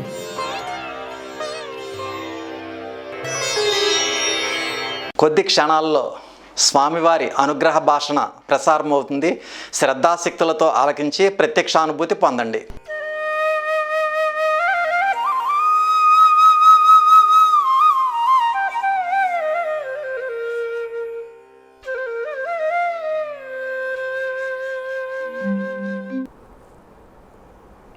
అరవై 8వ గురువారం కూడా ప్రత్యక్షముగా మనందరం కలుసుకోలేకపోయినా పరోక్షముగా అంతర్జాలము ద్వారా లేదా ఆన్లైన్ ద్వారా కలుసుకున్నటువంటి వివిధ రాష్ట్రాల్లో, వివిధ దేశాల్లో ఉన్నటువంటి శ్రీ విశ్వ విజ్ఞాన విద్యా ఆధ్యాత్మిక పీఠ సభా సభ్యులకు సభ్యతలకు నా యొక్క హృదయపూర్వక మనస్సువాంజలులు.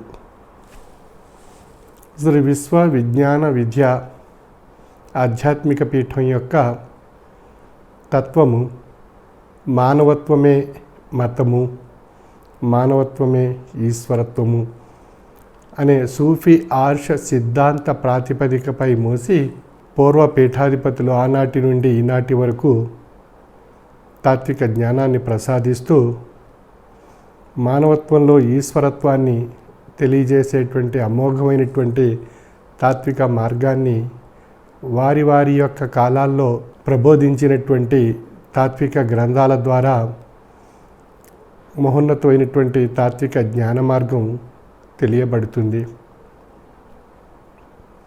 పూర్వపీఠాధిపతులు ఆనాటి నుండి ఈనాటి వరకు ఈశ్వర ఏకత్వ ప్రతిపాదితమైనటువంటి సర్వమత సమతమైనటువంటి తాత్విక జ్ఞానాన్ని వారి వారి యొక్క గ్రంథాల్లో తెలియజేసి అనుభవపూర్వకమైనటువంటి తాత్విక జ్ఞాన మార్గము ద్వారా తనలోనున్న తన దైవాన్ని తాను దర్శించి తరించేటువంటి జ్ఞాననేత్రము తాత్విక జ్ఞాన మార్గం ద్వారా పొంది తరించేటువంటి విషయాల్ని వారి వారి యొక్క కాలాల్లో ఆనాటి శిష్యగణానికి సాధక సభ్యులకు తెలియజేసేవారు. ఆ విధంగా సప్తమ పీఠాధిపతి వారు శాతత్వం రూపంలో, షష్టమ పీఠాధిపతి వారు సూఫీ వేదాంత దర్శనం గ్రంథం రూపంలో, పంచమ పీఠాధిపతి వారు పరతత్వ కీర్తన రూపంలో, అష్టమ పీఠాధిపతి వారు తత్వ ప్రబోధం అనేటువంటి గ్రంథం రూపంలో, నవమ పీఠాధిపతి వారు తత్వ మార్గము 1, 2, 3 భాగాలుగా, విజ్ఞాన జ్యోతి 1, 2 భాగాల్లో వారి యొక్క తాత్విక జీవన మార్గాన్ని తెలియజేశారు. అష్టమ పీఠాధిపతి వారు మొహిద్దీన్ బాషా సద్గురువర్యులు తత్వ ప్రబోధము 1, 2, 3 భాగాలుగా వారి యొక్క తాత్విక జ్ఞానామృతాన్ని ప్రసాదించి అనేక మంది సభ్య సాధకులకు సాధనాపరమైనటువంటి అనుభవపూర్వకమైన తాత్విక జ్ఞాన మార్గాన్ని తెలియజేసినటువంటి పరబ్రహ్మ స్వరూపులు మొహిద్దీన్ బాషా సద్గురువర్యులు అష్టమ పీఠాధిపతి వారు జూలై 11వ తేదీ 1933 సంవత్సరంలో హుసేన్ షా సద్గురువర్యులు అజీమున్నీసా దంపతులకు వారు జ్యేష్ఠ పుత్రుడిగా పిఠాపురంలో వారు జననం పొంది వారి యొక్క అభ్యాసము పిఠాపురం ఆర్ఆర్బిహెచ్ఆర్ స్కూల్ యందు మరియు బందర్లో హిందూ కాలేజీ యందు వారి యొక్క విద్యాభ్యాసాన్ని పూర్తి చేయడం జరిగింది. ఈ విధంగా అష్టమ పీఠాధిపతి వారు వారి యొక్క జీవన విధానంలో అనేక రకాలైనటువంటి కష్టాలను, సమస్యలను,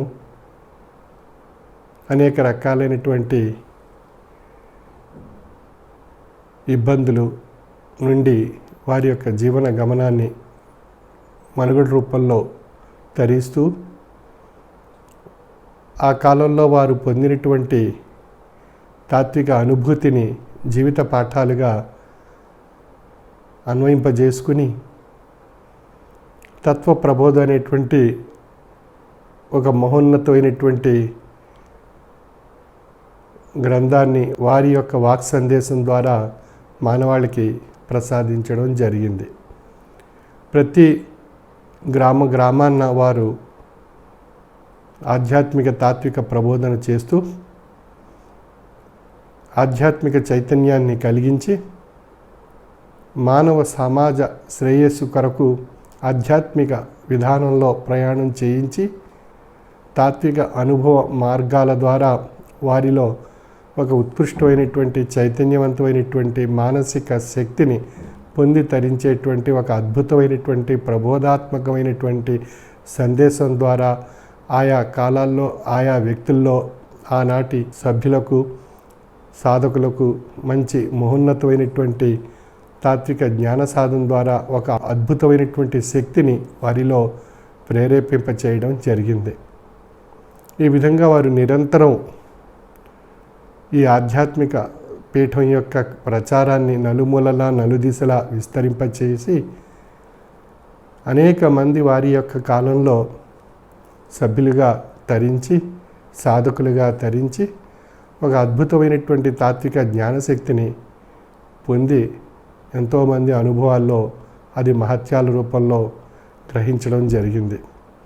ఆ విధంగా ఈ జూలై నెల 5 గురువారాలు కూడా అష్టమ పీఠాధిపతి మొహిద్దీన్ బాషా సద్గురు వర్యుల యొక్క అనేక రకాలైనటువంటి వారి యొక్క జీవిత అంశాలను తెలియజేస్తూ ఈ నెల ఒక విశిష్ట గురువారాలుగా 5 గురువారాలు కూడా మొహిద్దీన్ బాషా సద్గురు వర్యుల యొక్క ప్రత్యేకతలు తెలియజేసేటువంటి అనేక అంశాలపై మన సోదరులు వారి యొక్క అనుభవాలు, వారితో ఉన్నటువంటి సాన్నిహిత్యం, వారితో ఉండేటువంటి ఒక అద్భుతమైనటువంటి తాత్విక అనుభూతిని ఆనాటి కాలంలో వారు పొందినటువంటి అనేక అంశాలను మనకు వారి యొక్క అనుభవాల ద్వారా తెలియజేయడం జరుగుతుంది. ఈ విధంగా ఈ యొక్క పీఠాధిపత్యాన్ని వారు 1981 సంవత్సరం సెప్టెంబర్ 24వ తేదీన హుస్సేన్ షా సద్గురు వర్యులు మహా తేజస్వరూపులుగా మారినప్పుడు 1981 సెప్టెంబర్ 24వ తేదీన ఈ పీఠానికి అష్టమ పీఠాధిపతిగా దివ్యత్వాన్ని పొంది తరించేటువంటి కాలము అనగా జూలై 31వ తేదీ 1989 వరకు వారు అమోఘమైనటువంటి ఆధ్యాత్మిక ప్రయాణం సాగించి 8 సంవత్సరాలు ఆ అద్భుతమైనటువంటి ఆ ఆధ్యాత్మిక ప్రయాణంలో ఎన్నో అద్భుతమైనటువంటి విషయాలు మానవ సమాజానికి మానవాళికి ఆధ్యాత్మిక పరంగా సాధనాపరంగా ఎన్నో గొప్ప విషయాలు అనుభవ రూపంలో తెలియజేసినటువంటి పరబ్రహ్మ స్వరూపులు అష్టమ పీఠాధిపతి మొహిద్దీన్ బాషా సద్గురు వర్యులు వారు. వారి యొక్క జ్యేష్ఠ పుత్రుడిగా నవమ పీఠాధిపతిగా నేను ఈ పీఠాన్ని 1989 సంవత్సరం సెప్టెంబర్ నెల 9వ తేదీన ఈ పీఠాన్ని అధిష్ఠించడం జరిగింది. వారి యొక్క అడుగుజాడల్లో వారు ప్రసాదించినటువంటి తాత్విక ప్రబోధాత్మకమైనటువంటి వాక్ సందేశాన్ని వారి యొక్క ఆశీస్సులతో ఈ నవమ పీఠాధిపత్యాన్ని ఆనాడు అధిష్ఠించి ఈ పీఠాన్ని ఒక మహోన్నతమైనటువంటి అద్భుతమైనటువంటి తాత్విక జ్ఞాన విశ్వసాధన స్వరూపమైనటువంటి త్రయీ సాధన రూపంలో ఈ పీఠం యొక్క అద్భుతమైనటువంటి శక్తిని భవిష్యత్తులో పొంది తరించే అవకాశం ఉంది. ఆ విధంగా అష్టమ పీఠాధిపతి వారి యొక్క అద్భుతమైనటువంటి మహోన్నతమైనటువంటి శక్తి స్వరూపురాలు, సహనశీలురాలు, పవిత్రశీలురాలైనటువంటి అమృతమూర్తి మా తల్లిగారు జహీరా బేగం వారు. ఈ విధంగా ఈ యొక్క పీఠాధిపత్యం పర్షియా దేశం నుండి 1472లో భారతదేశానికి ఢిల్లీ నగరానికి వచ్చి ఆ పరంపరగా పీఠాధిపతులు 1700 సంవత్సరంలో ఆంధ్రదేశంలో ప్రవేశించి తుని పట్టణాన్ని చేరి ఆనాటి తుని ప్రాంతానికి చేరుకుని అక్కడి నుండి మొయిద్దీన్ బాషా పంచమ పీఠాధిపతి వారు పిఠాపురం రావటం, అక్కడి నుండి పిఠాపురం నుండి పరంపరగా 5వ పీఠాధిపతి గారు మొయిద్దీన్ బాషా సద్గురువర్యులు, 6వ పీఠాధిపతి గారు షష్టమ పీఠాధిపతి సద్గురువర్యులు, 7వ పీఠాధిపతి గారు హుసేన్ షా సద్గురువర్యులు, 8వ పీఠాధిపతి మా తండ్రి గారైనటువంటి పరబ్రహ్మ స్వరూపులు మొయిద్దీన్ బాషా సద్గురువర్యులు. ఈ విధంగా 5వ తరం, 6వ తరం, 7వ తరం, 8వ తరం, ఇప్పుడు ప్రస్తుతం 9వ తరం నడుస్తున్నటువంటి పీఠాధిపత్యం ఒక మహోన్నతమైనటువంటి పురాతనమైనటువంటి ఘనచరిత్ర కలిగినటువంటి సుదీర్ఘమైనటువంటి ఆధ్యాత్మిక ప్రయాణం సాగించేటువంటి ఏకైక పీఠం శ్రీ విశ్వ విజ్ఞాన విద్య ఆధ్యాత్మిక పీఠం. అటువంటి పీఠాధిపతుల్లో అష్టమ పీఠాధిపతి వారు జూలై నెలలో వారు జన్మించి జూలై నెలలో వారు దివ్యత్వ తేజస్సును పొంది తరించినటువంటి అద్భుతమైనటువంటి మాసము జూలై నెల. అందువల్ల ఇది విశిష్ట గురువారాల్లో భాగంగా ఈ 5 గురువారాలు వారి యొక్క తాత్విక జీవన తత్వాన్ని,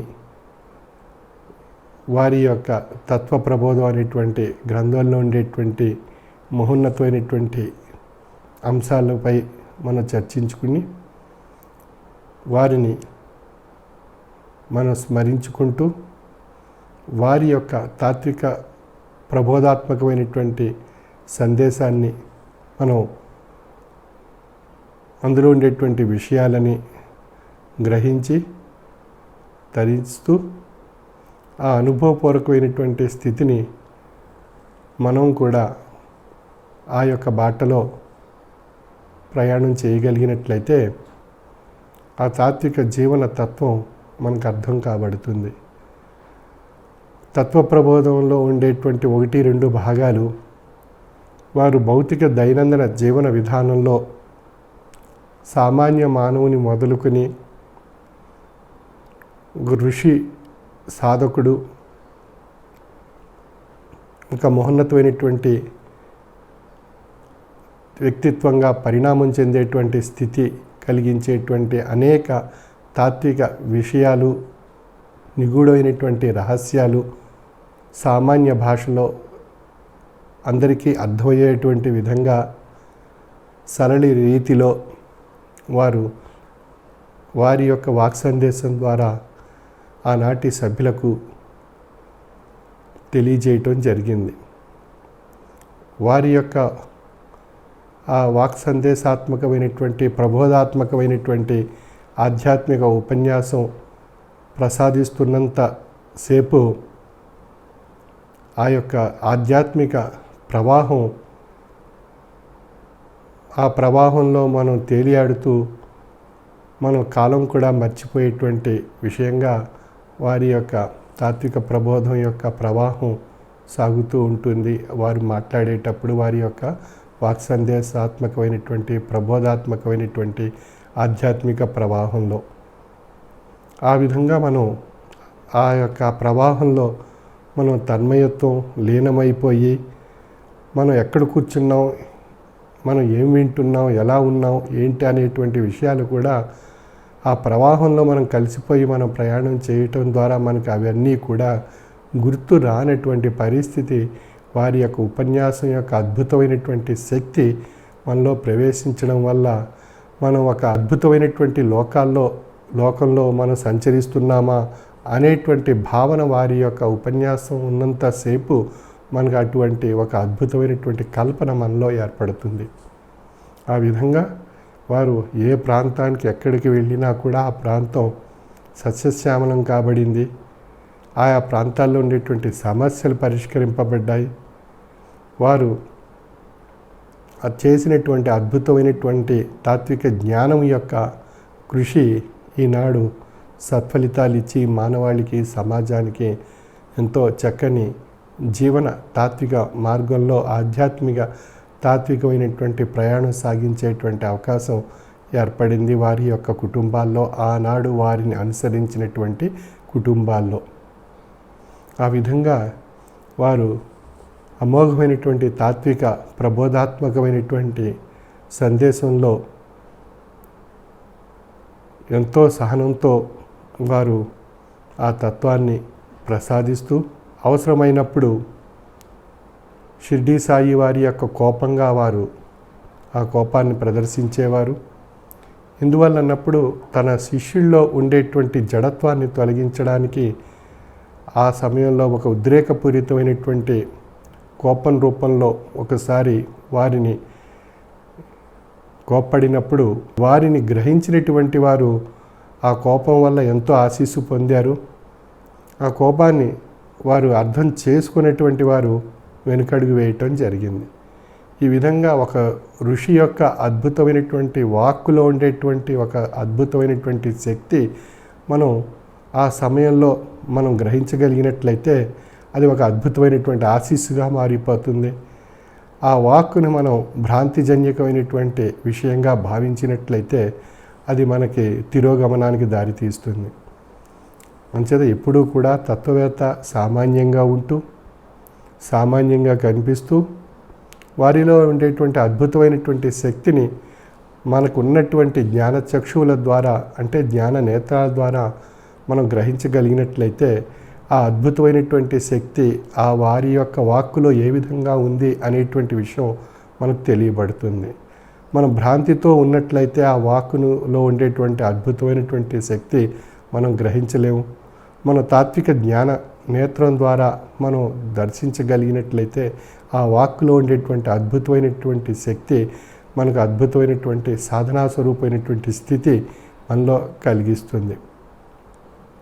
ఏ విధంగా సాధకుడు సమాధి అవస్థలో పొందేటువంటి అనుభూతి ఏ విధంగా అయితే ఉంటుందో, ఆ షష్టమ పీఠాధిపతి వారి యొక్క తాత్విక ప్రబోధాత్మకమైనటువంటి ఆ ప్రవాహంలో ఆ సమాధి అవస్థను మనం పొంది తరించే అవకాశం వారిని అనుసరించినటువంటి వారు వారి యొక్క అనుభవాల్లో తెలియజేసినటువంటి గొప్ప అద్భుతమైనటువంటి విషయాలు. ఈ విధంగా ఈ అష్టమ పీఠాధిపతి వారు తమ యొక్క జీవితానుభవాలను పాఠాలుగా మనకు వాక్ సందేశం ద్వారా తత్వ ప్రబోధము అనే గ్రంథం ద్వారా తెలియజేయడం జరిగింది. అంచేత ఆ వాక్ సందేశమైనటువంటి ఆ ప్రబోధాత్మకమైనటువంటి తత్వ ప్రబోధము 1వ భాగం, 2వ భాగం ప్రస్తుతం మనందరికీ అందుబాటులో ఉంది.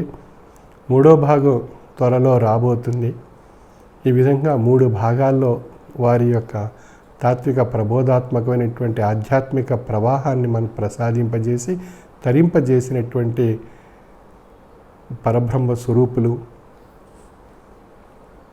అష్టమ పీఠాధిపతి వారు మొహిద్దీన్ బాషా సద్గురు వర్యులు.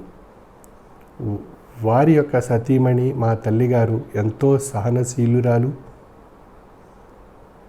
సహనానికి ప్రతీక మాతృమూర్తి జహీరా బేగం అమ్మవారు. వారికి 6 మగపిల్లలు, 3 ఆడపిల్లలు, మొత్తం 9 మంది సంతానం మేము. అందులో నేను జ్యేష్ఠుడిగా ఈ యొక్క పీఠాన్ని అధిష్ఠించడం జరిగింది. ఆ అద్భుతమైనటువంటి ఆ తల్లిదండ్రులు యొక్క మహా తపస్సు యొక్క అంశంగా ప్రస్తుతం నవమ పీఠాధిపతిగా ఈ పీఠాన్ని అధిష్ఠించడం జరిగింది. మరి అటువంటి అద్భుతమైనటువంటి వాక్ సందేశాన్ని, జీవన తత్వాన్ని ఆధ్యాత్మిక తత్వం రూపంలో అన్వయింపజేసి ఒక అద్భుతమైనటువంటి అనుభవపూర్వకమైన మహత్యాన్ని మనకు ప్రసాదించి తరింపజేసినటువంటి ఆ పీఠాధిపతి వారి యొక్క తాత్విక జీవన విషయాలను మనం ఆ గ్రంథాలు తత్వ ప్రబోధం 1, 2 భాగాలు మనం చదివి మనం ప్రస్తుతం ఆచరిస్తున్నటువంటి త్రయీ సాధన, ఈ 5 వారాలు కూడా త్రయీ సాధనలో 2వ భాగమైనటువంటి జ్ఞాన సాధన అంశంలో తత్వ ప్రబోధం అనేటువంటి గ్రంథాన్ని మనం ఈ 5 వారాలు జ్ఞాన సాధనగా భావించి అభ్యాసం చేసినట్లయితే ఆ అష్టమ పీఠాధిపతి వారు మనలో ప్రవేశించి మనలో ఒక అద్భుతమైనటువంటి శక్తిని ప్రసరింపజేసేటువంటి ఒక అద్భుతమైనటువంటి అనుభూతి కూడా త్రయీ సాధనలో, జ్ఞాన సాధనలో మనం ఆచరిస్తున్నప్పుడు ఆ తత్వ ప్రబోధం యొక్క అంశాలన్నీ కూడా మనకు ఒక అద్భుతమైనటువంటి జ్ఞానశక్తిని మనకు కలిగించి మనలో ఒక అద్భుతమైనటువంటి చైతన్యాన్ని ప్రసాదింపచేయడం జరుగుతుంది. ఆనాటి కాలంలో శ్రీరామచంద్రమూర్తి వారు 14 సంవత్సరాలు వనవాసం ఆచరించి దుష్ట శిక్షణ, శిష్ట రక్షణ అనేటువంటి విధానంలో మానవాళి శ్రేయస్సు కోరుతూ వారి యొక్క అద్భుతమైనటువంటి తాత్విక జీవన తత్వాన్ని ఆధ్యాత్మిక తత్వంగా మార్చి ఆనాటి మానవాళికి ఒక అద్భుతమైనటువంటి ఆధ్యాత్మిక శక్తిని ప్రసాదించి తరింపజేసినటువంటి శ్రీరామచంద్రమూర్తి వారి యొక్క శక్తి ఏ విధంగా ఆనాటి కాలంలో వారు తరింపజేసుకున్నారో ఆ విధంగా అష్టమ పీఠాధిపతి మొహిద్దీన్ బాషా వారి యొక్క కాలంలో వారి యొక్క ఆధ్యాత్మిక తాత్విక గూళికలను ఆనాటి సభ్యులు, సాధకులు గ్రహించి వారి యొక్క జీవన తత్వంలో అష్టమ పీఠాధిపతి వారి యొక్క ఆధ్యాత్మిక తత్వాన్ని అన్వయింపజేసుకుని వారి యొక్క కుటుంబాలు ఈనాడు ఒక చక్కని మహోన్నతమైనటువంటి ఆనందకరమైనటువంటి సంతోషమైనటువంటి జీవన విధానాన్ని పొంది తరిస్తూ వారిని ఎప్పుడూ ఎల్లప్పుడూ స్మరించుకుంటూ వారి యొక్క జీవన వాక్ సందేశాన్ని నిత్యం నెమరు వేసుకుంటూ ఉన్నటువంటి కుటుంబాలు, ఆనాడు వారిని అనుసరించినటువంటి వారు ఈనాటికి కూడా వారి యొక్క కుటుంబాల ఆయా విషయాలను గుర్తు చేసుకుంటూ ఉంటారు. ఒక పీఠాధిపతి సామాన్యమైనటువంటి జీవన తత్వాన్ని ఆచరిస్తూ తన తోటి సభ్యులను, శిష్యులను, సాధకులను తమ సోదరులుగా, తమ కుటుంబ సభ్యులుగా భావించి ఆ విధమైనటువంటి తాత్విక అనుభూతిని ఆనాటి సభ్యులకు, శిష్యులకు, సాధకులకు ఆయన ప్రసాదించడం జరిగింది షష్టమ పీఠాధిపతి వారు. ఇటువంటి అద్భుతమైనటువంటి అవకాశం ఆనాటి కాలంలో వారితో సన్నిహితంగా ఉండి వారితో వారి యొక్క కుటుంబాలలో వారు కూడా ఒక ఏకైక వ్యక్తిగా వారిలో కలిసిపోయి ఒక సామాన్యమైనటువంటి జీవన విధానాన్ని ఆచరించి తరింపచేసుకునేటువంటి అద్భుతమైనటువంటి ఒక కుటుంబ సభ్యుడిగా వారిని అనుసరించినటువంటి ఆనాటి సభ్యులు ఈనాటికి కూడా ఆ యొక్క విషయాలు నెమరు వేసుకుంటూ తెలియజేయడం అనేటువంటి విషయాలు మనం వింటూ ఉన్నాం. ఈ విధంగా ఒక పీఠాధిపతి, ఒక సద్గురు సామాన్యమైనటువంటి జీవన విధానాన్ని అనుసరిస్తూ ఒక సామాన్యమైనటువంటి స్వరూపంగా భౌతిక జీవన విధానాన్ని కుటుంబ సభ్యులతో కలిసి వారితో మమేకమై వారికి ఆధ్యాత్మిక తత్వం సులభంగా, సరళంగా, సునాయాసంగా, సూక్ష్మంగా అర్థం కాబడేటువంటి స్థితిని తెలియజేసినటువంటి పరబ్రహ్మ స్వరూపులు మొహిద్దీన్ బాషా సద్గురువర్యులు అష్టమ పీఠాధిపతి వారు. ఇటువంటి మహోన్నతమైనటువంటి ఆ యొక్క సద్గురువర్యుల యొక్క ఈ మాసము జూలై నెల వారు పుట్టినటువంటి తేదీ 11వ తేదీ జూలై నెల 1933 సంవత్సరము.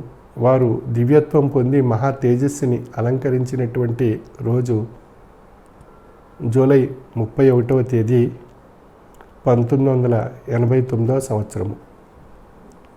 ఈ విధంగా ఈ 5 గురువారాలు కూడా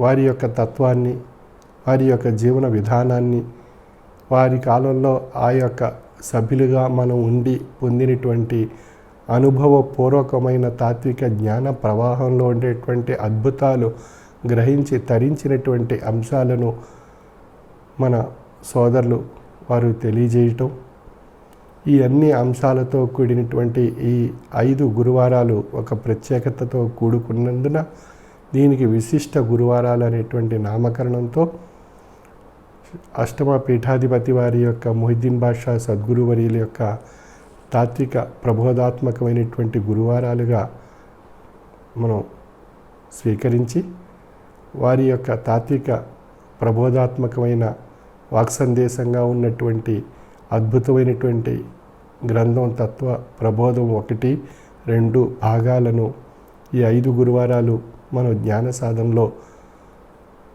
మనం సాధన చేసి వారి యొక్క అద్భుతమైనటువంటి ఆశీస్సుని పొంది తరించేటువంటి అద్భుతమైనటువంటి కాలాన్ని స్వీకరించి ఆ అష్టమ పీఠాధిపతి వారి యొక్క కృపా కటాక్ష వీక్షణాలకు పాత్రులు కావాల్సిందిగా నా యొక్క మనవి.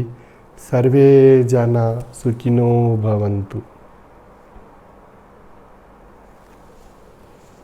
ఇప్పుడు అష్టమ పీఠాధిపతి పరబ్రహ్మ శ్రీ మొహిద్దీన్ బాషా సద్గురువర్యుల అవతార విశిష్టతను స్మరించుకొను ఈ విశిష్ట గురువారం సందర్భంగా వారి దివ్య సందేశమును తిలకించి వారి దివ్య తాత్విక జ్ఞాన చైతన్యం పొందండి.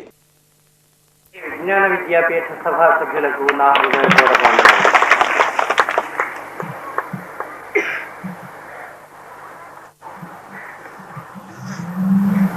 బరువు, దాంతో ఈ దండలు బరువు.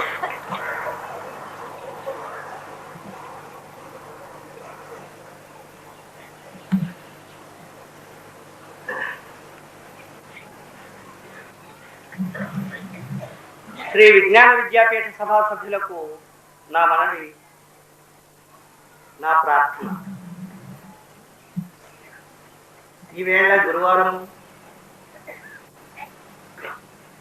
ఈ మహత్తరమైనటువంటి విషయం, ఇది గురుకాలం గనక ఈ కాలం యొక్క రహస్యం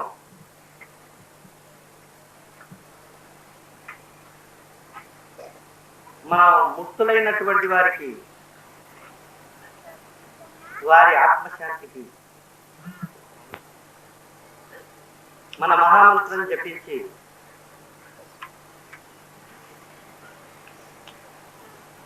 మన త్రికరణ శుద్ధిగా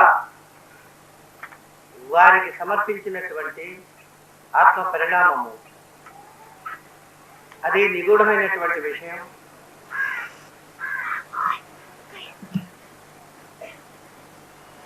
ఆ క్షణం వారి వారి కుటుంబాల్లో ఉన్నటువంటి మోక్షగాములు, ముక్తులు వచ్చి వారి సాన్నిధ్యాన్ని సహకరించి వారు మేము ప్రతి ఒక్కరిని ఆశీర్వదిస్తూ ఉంటారు. ఇది నిగూఢమైనటువంటి విషయం, మహత్తరమైనటువంటి విషయం ఈ ధర్మంలో.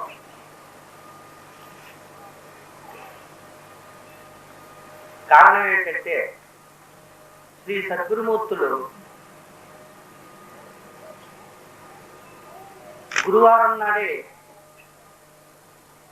కాలం చేశారు. గురువారమే వారి పరమావధి.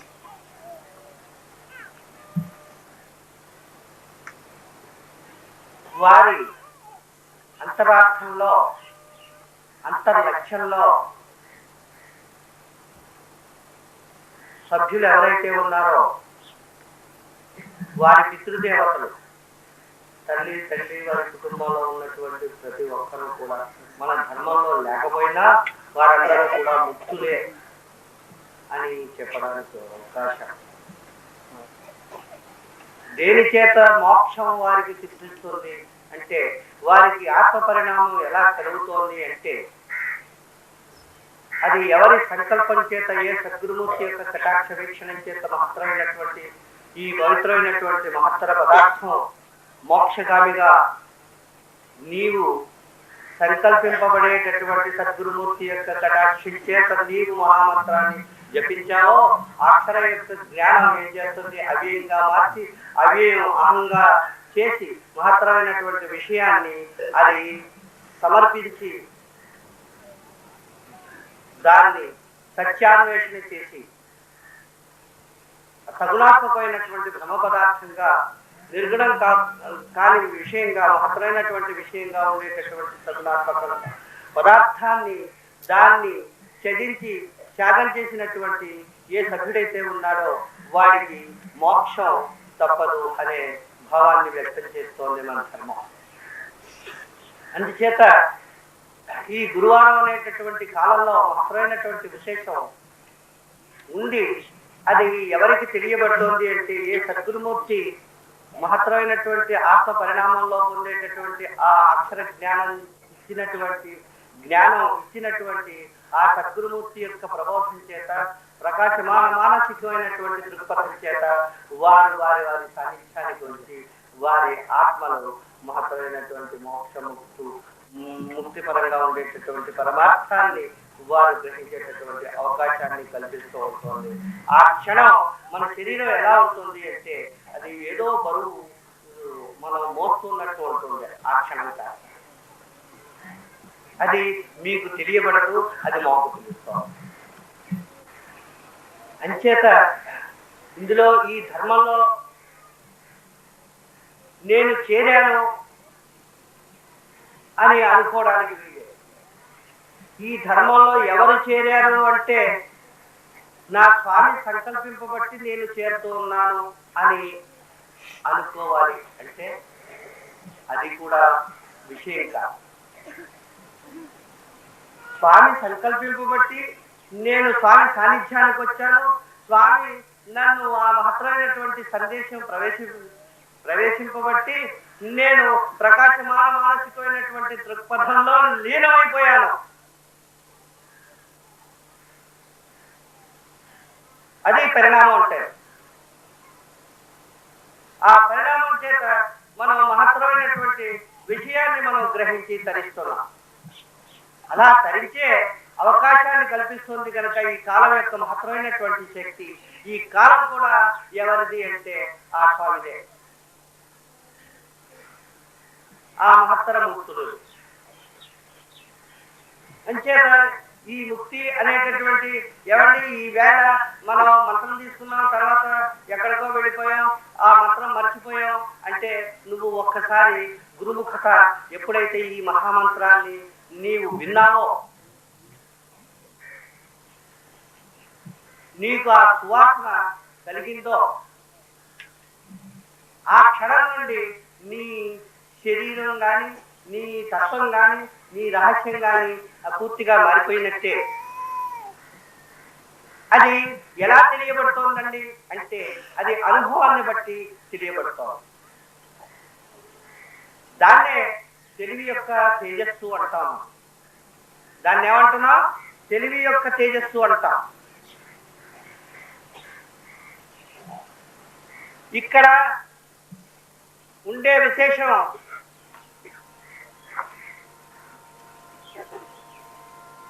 మంత్రం వేరు, గురువు వేరు అంటే అది కేవలం మూర్ఖత్వం.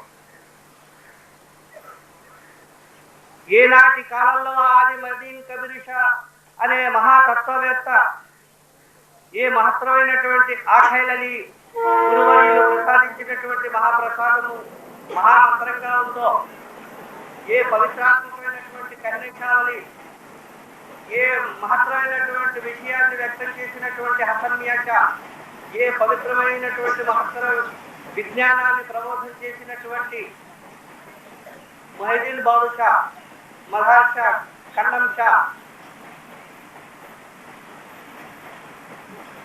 వారి తర్వాత మొహిద్దీన్ బాదుషా తర్వాత ఉమర్ ఆలీ షా తర్వాత హుసేన్ షా అనే మహాయోగి ఆ రహస్యాన్ని ఆయన మౌనంగా ఉండి మీకు ప్రబోధం చేస్తే అది ఆ ప్రబోధం ఏమైంది, ఒక కాలంలో అది మౌనంగా మారి మహత్తరమైనటువంటి తేజస్సుగా మారిపోవడం చేత మీరందరూ ఆయన సంకల్పం చేత మీరందరూ ఇక్కడికి రావడానికి అవకాశం.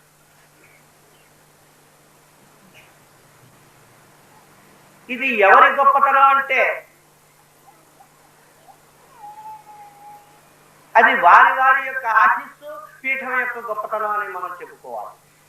పీఠంలో ఏ వ్యక్తిత్వం ఆచార్యుడిగా వస్తాడో వాడు ఆ కాలాన్ని వాడు ఒక చక్రవర్తి, సూఫీ చక్రవర్తి అనాలి మనం.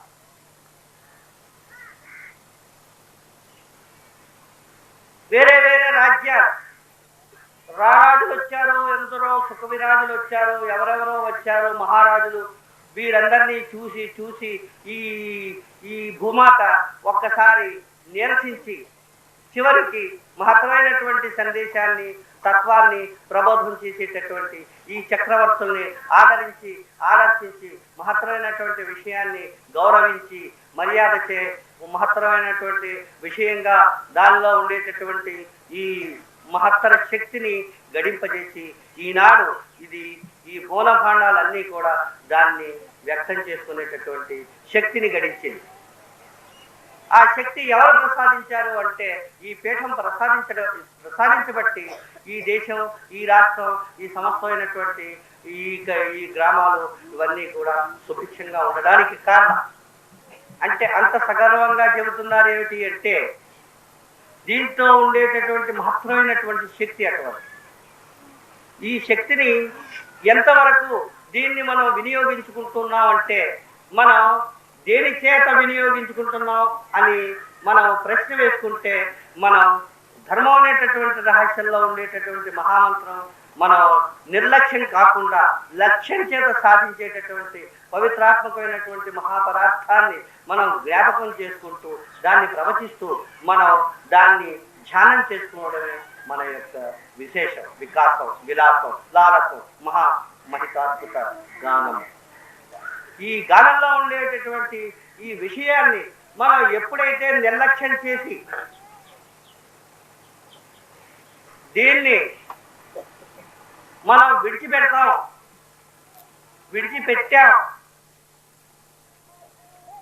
దీన్ని నిర్లక్ష్యం చేసేసాం అనే సమయం ఏం చేస్తుంది, భ్రాంతి అనేటటువంటి దాన్ని ఈ కొన్ని మతాల్లోనూ ఏమంటారా శైతాన్ అంటారు.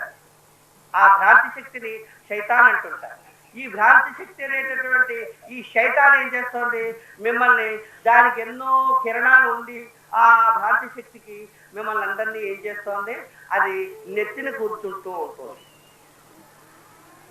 దాన్ని మనం ఇంకో మాట్లాడుతుంటాం, ఈశ్వరుడు లేని చోట, ఈశ్వర శక్తి లేని చోట, ఈశ్వరుడు అనేటటువంటి వాడు లేని చోట నేను ఉంటాను రా అన్నాడు. ఈశ్వరుడు లేని చోట నేను ఉంటాను రా, నీకేం భయం లేదురా, నువ్వు ఎన్ని మోసాలు చేసినా ఎవరి కొంపలు ముంచినా నీకేం భయం లేదు, నేను ఉంటాను, జాగ్రత్త, పద పెడదాం వెనకాలే అని చెప్పేసి నా వెనకాల రా అని తీసుకెళ్తాడట. అలాగే నువ్వు ఎలా తీసుకెళ్తారా అని ఈశ్వరుడు కూడా అడిగాడట.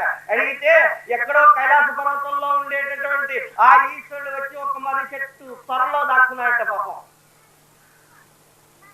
మర్రి చెట్టు త్వరలో దాక్కుంటే ఇక్కడ వాడు రాడు నా దగ్గరికి, వాడికి రావడానికి అవకాశం లేదు, వాడికి చోటు దొరకదు, అంచేత నేను త్వరలో దాగి ఉంటే వాడి రావడానికి అవకాశం లేదని చెప్పేసి ఆ ఈశ్వరుడు త్వరలో కూర్చున్నాడట దాక్కుంటూ. గడగడ వాడు ఎక్కడ వచ్చేస్తాడు, గబగబా వాడు వచ్చేసి ప్రత్యక్షం అయిపోయాడు.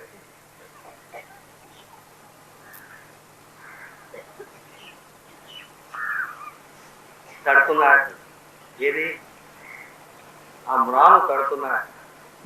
పెద్ద పెనుగాలు వీచేసింది. వీచేసేసరికి ఇంకా లోపలికి ముడిచిపెట్టి కూర్చున్నాడు. ఈశ్వరా బయటికి రావయ్యా అన్నాడు. ఈశ్వరా బయటికి రావయ్యా, నేను వచ్చేసానయ్యా, నేనే వచ్చేసానయ్యా. నేను వచ్చాను అనే మాటే ఆనాటి నుండి ఈ అహం పుట్టిందండి. ఈ గర్వం అనేటటువంటి అహం ఆనాటి నుంచి పుట్టిందండి. పుట్టి నన్ను ఎలా కనుక్కున్నావు? నన్ను ఎలా కనుక్కున్నావయ్యా నువ్వు అని అడిగాడట. నీకెంత శక్తి ఉందో నాకు దానికి మించి శక్తి ఉందయా ఈశ్వర అన్నాడట. అదెలా ఉంది అన్నాడు. అంటే ఇంకా నువ్వు అమాయకుడు, నువ్వు అమాయకుడు అంచేత నీకు తెలియబెట్టడం లేదు. నేనెవరినో ఎక్కడో కైలాస పర్వతం మీద ఉండేటటువంటి ఆ ఈశ్వరుడు ఏటి మర్రి చెట్టులో వచ్చి, మర్రి చెట్టు ఆ త్వరలో వచ్చి దాక్కోవడం ఏమిటి? ఇది ప్రారంభం కాకపోతే ఇంకేమిటి అన్నా. రెండు చేతులు జోడించారు. ఈశ్వర, నీకంటే ఘనుడు ఒక్కడు ఉన్నాడని నువ్వు ఎప్పుడు గర్వపడకు, ఉన్నాడని తెలుసుకో, అదే నీ యొక్క తేజస్సు అన్నాడట.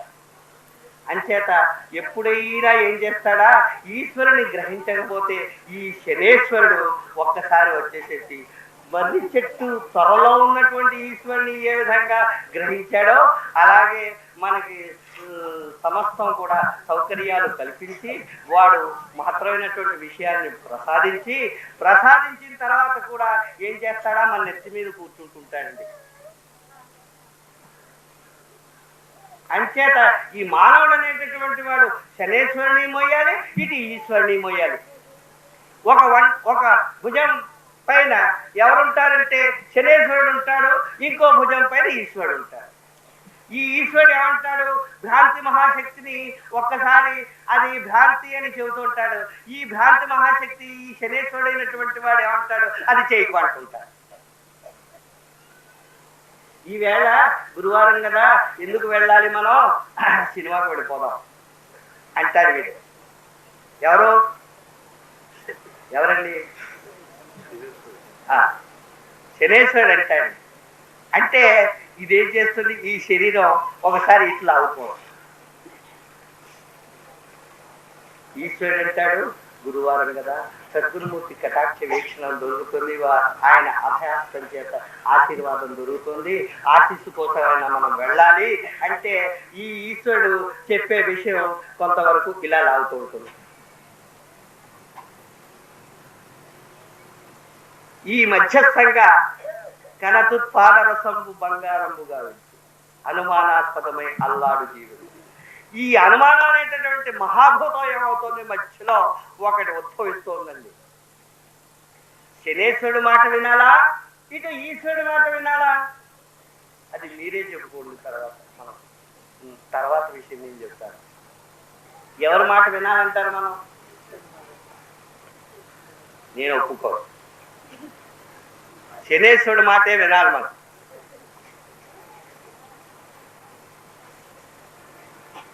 ఎందుకంటారా, చెప్పమంటారా? వాడు ఎన్నో బాధలు కష్టాలు పెడతాడు కనుక ఆ కష్టాలు బాధలు మనం ఓర్చలేము కనుక స్వామి నువ్వే ఉన్నావు అని మనం రెండు చేతులు జోడించి ముందు వాడికి దండం పెట్టాలి. బాధ పెట్టేవాడికి దుర్మార్గుడిని ఎవనాడు దుర్మార్గుడిని ఒక్కసారి దూరంగా నమస్కారం పెట్టి దూరంగా పారిపోవయ్యా, నీకు వాడి బాధ కలగదు అంటున్నాడు. అంచేత లేచి లేవగానే ఎవరిని మనం దండం పెట్టాలి అంటే శనేశ్వరుడు దండం పెట్టిన తర్వాత ఆ శనేశ్వరుడు దండం పెడుతున్నాం కనుక లేచి లేవగానే మనం వాకిలు తుచ్చేసుకుంటున్నాం, చీపు తీసుకుంటున్నాం. వాడి ఆయుధాలు ఇరుగు పొరుగు వారి గొడవలన్నీ ఆ క్షణంలోనే ఆ పక్క ఉన్నవారు ఇరుగు పొరుగు ఇంత ఆ వంట అంతా కూడా చేరి ఓ చోట ఎవరి గొడవ చెప్పుకుంటూ అత్తా గొడవల గొడవ, లేకపోతే మన సంసార గొడవ, ఏదో బాధ్యత గొడవ, బాధలో ఏవో అనారోగ్యాలు, ఏవో కారణాలు ఇవన్నీ చెప్పుకుంటూ మన కాలం కాస్త అప్పటికి ప్రభాత కాలం కాస్త దాడిపోతుంది. ఆ తర్వాత మనం సూర్యోదయం అయిపోతుంది. ఆ వాడు తిరిగి వచ్చి అరుణోదయ కిరణ ప్రసాదాన్ని ప్రసరింపజేసి ఒక్కసారి భూమాతకు సాష్టాంగం చేసి నేను వచ్చాను సుమా అని మిమ్మల్ని లేపితే వాడు లేపేసరికి అప్పుడు నీకు గుర్తుకొస్తోంది నీ శరీరంలో ఉండేటటువంటి తిమిరి తగ్గిపోతోంది.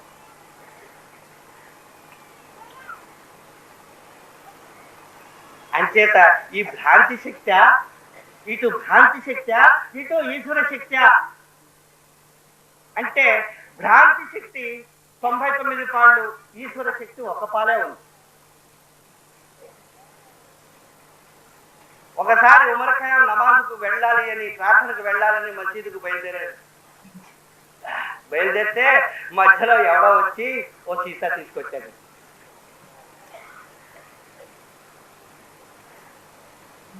ఉమరు, ఎక్కడ పోతావయ్యా, ఇది కాస్త ఈ మధు సేవించు, ఆనందపడతావు.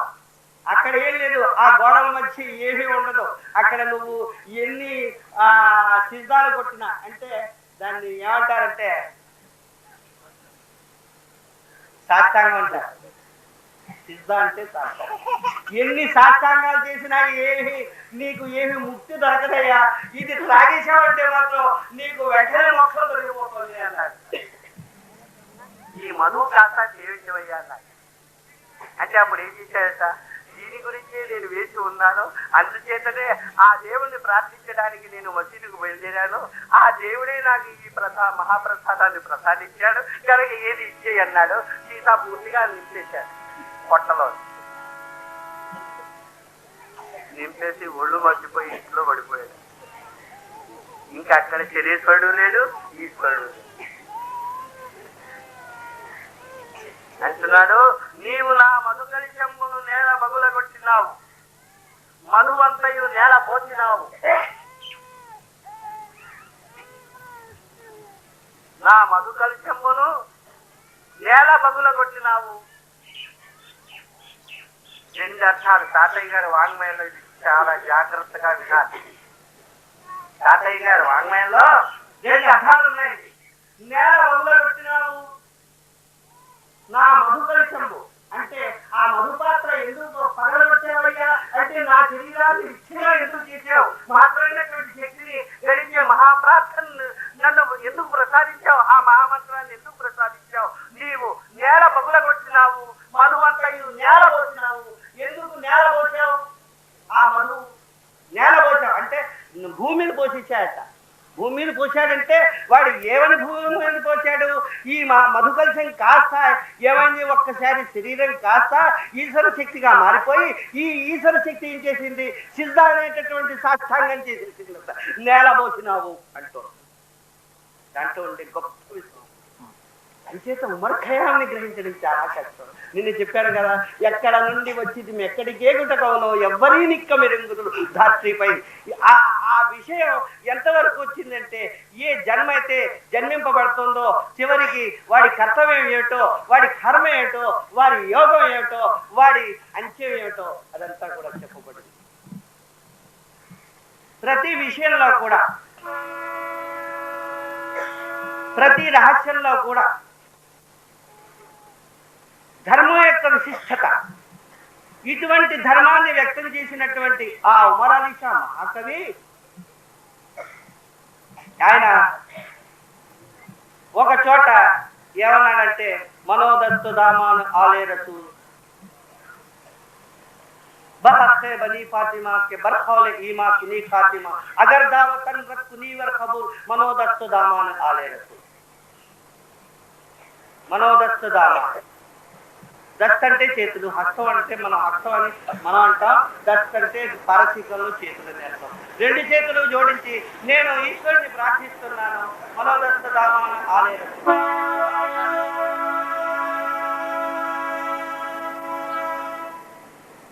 నేను ఎవరిని ప్రార్థిస్తున్నాను అంటే నా సద్గురుమూర్తిని నేను ప్రార్థిస్తున్నాను అని చెబుతున్నాను. నా సద్గురుమూర్తి ఎలా ఉన్నాడు అంటే మహత్తరమైనటువంటి శక్తి స్వరూపంగా ఉన్నాడు, వాడు ఈశ్వర శక్తిగా ఉన్నాడు, వాడు రహస్యంగా ఉన్నాడు. అదే మూలమంత్రంలో కూడా ఓం తత్పురుషాయ విద్మహే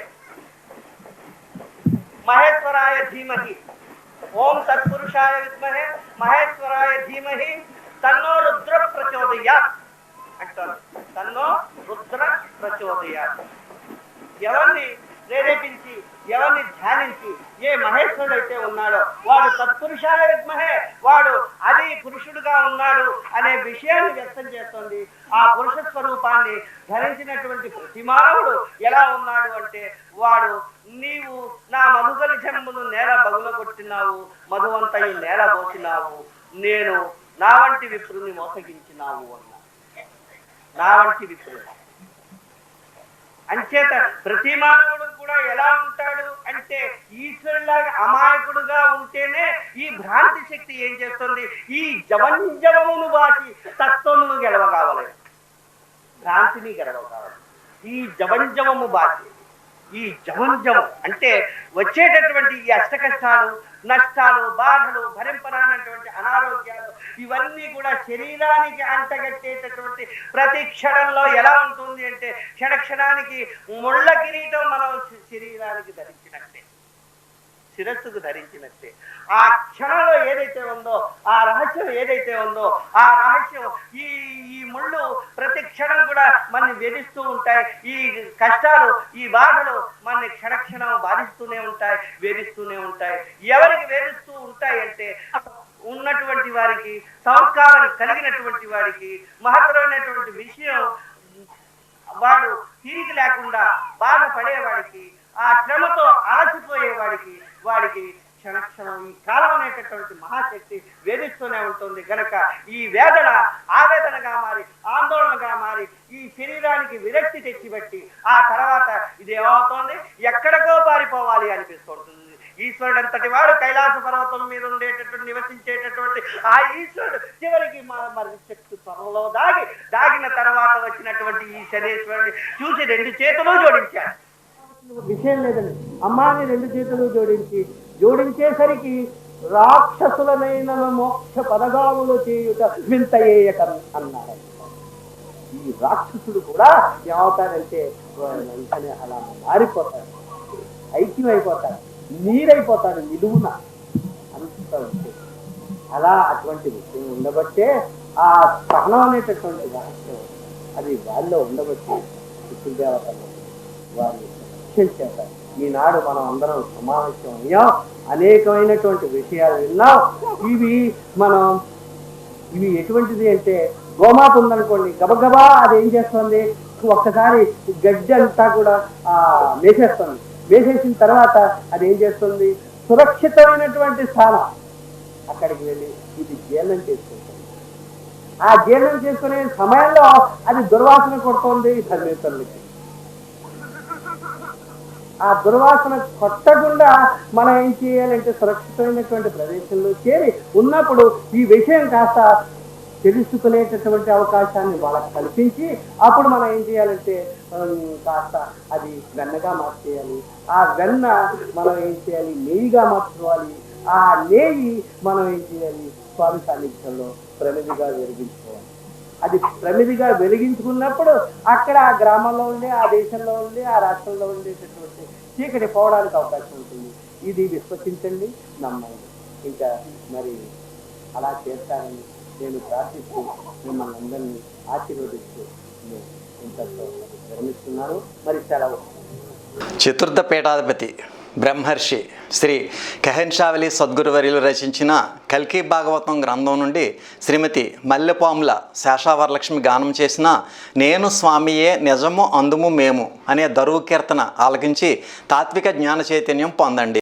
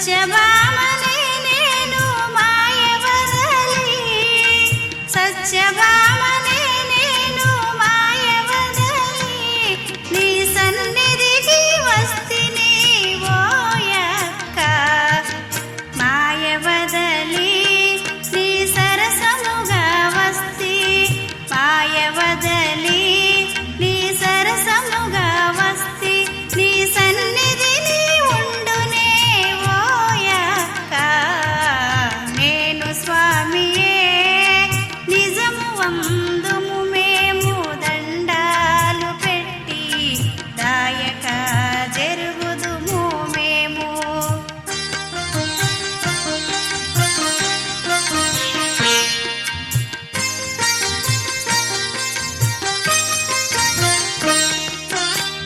మోహపరుడని తెలియలేక ఉంటి మోహపరుడని తెలియలేక ఉంటి తెలివియందున తప్పినె ఓయక్క తెలివియందున తప్పినె ఓయక్క కలికావతారుడు తానే స్వామి అందు కలికావతారుడు తానే స్వామి అందు తెలియకుంటినే ఓయక్క తెలియకుంటినే ఓయక్క నేను స్వామియే నిజము అందుము మేము దండాలు పెట్టి దాయక జరుగుదుము మేము దండాలు పెట్టి దాయక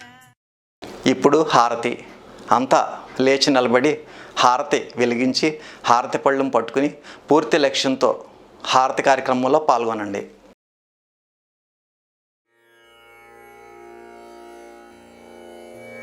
హారతి జయ జయ హారతి శ్రీ గురుదేవా హారతి జయ జయ హారతి గై కొనుము స్వామి హారతి జయ జయ హారతి నీరాజనములుని పేరు పేరున కూర్చి నీరాజనములుని పేరు పేరున కూర్చి ఆరాధించుచు భక్తి నర్పించు కర్పూర హారతి జయ జయ హారతి శ్రీ గురుదేవా హారతి జయ జయ హారతి గై కొనుము స్వామి హారతి జయ జయ హారతి పరమ భక్తులు జ్ఞాన భరిత సాత్వీమణులు పరమ భక్తులు జ్ఞాన భరిత సాత్వీమణులు కరములు మోక్షి ఈ విరి పళ్ళేరమునని హారతి జయ జయ హారతి శ్రీ గురుదేవా హారతి జయ జయ హారతి గై కొనుము స్వామి హారతి జయ జయ హారతి పరతత్వ తేజమున వరములు మాకిచ్చే పరతత్వ తేజమున వరములు మా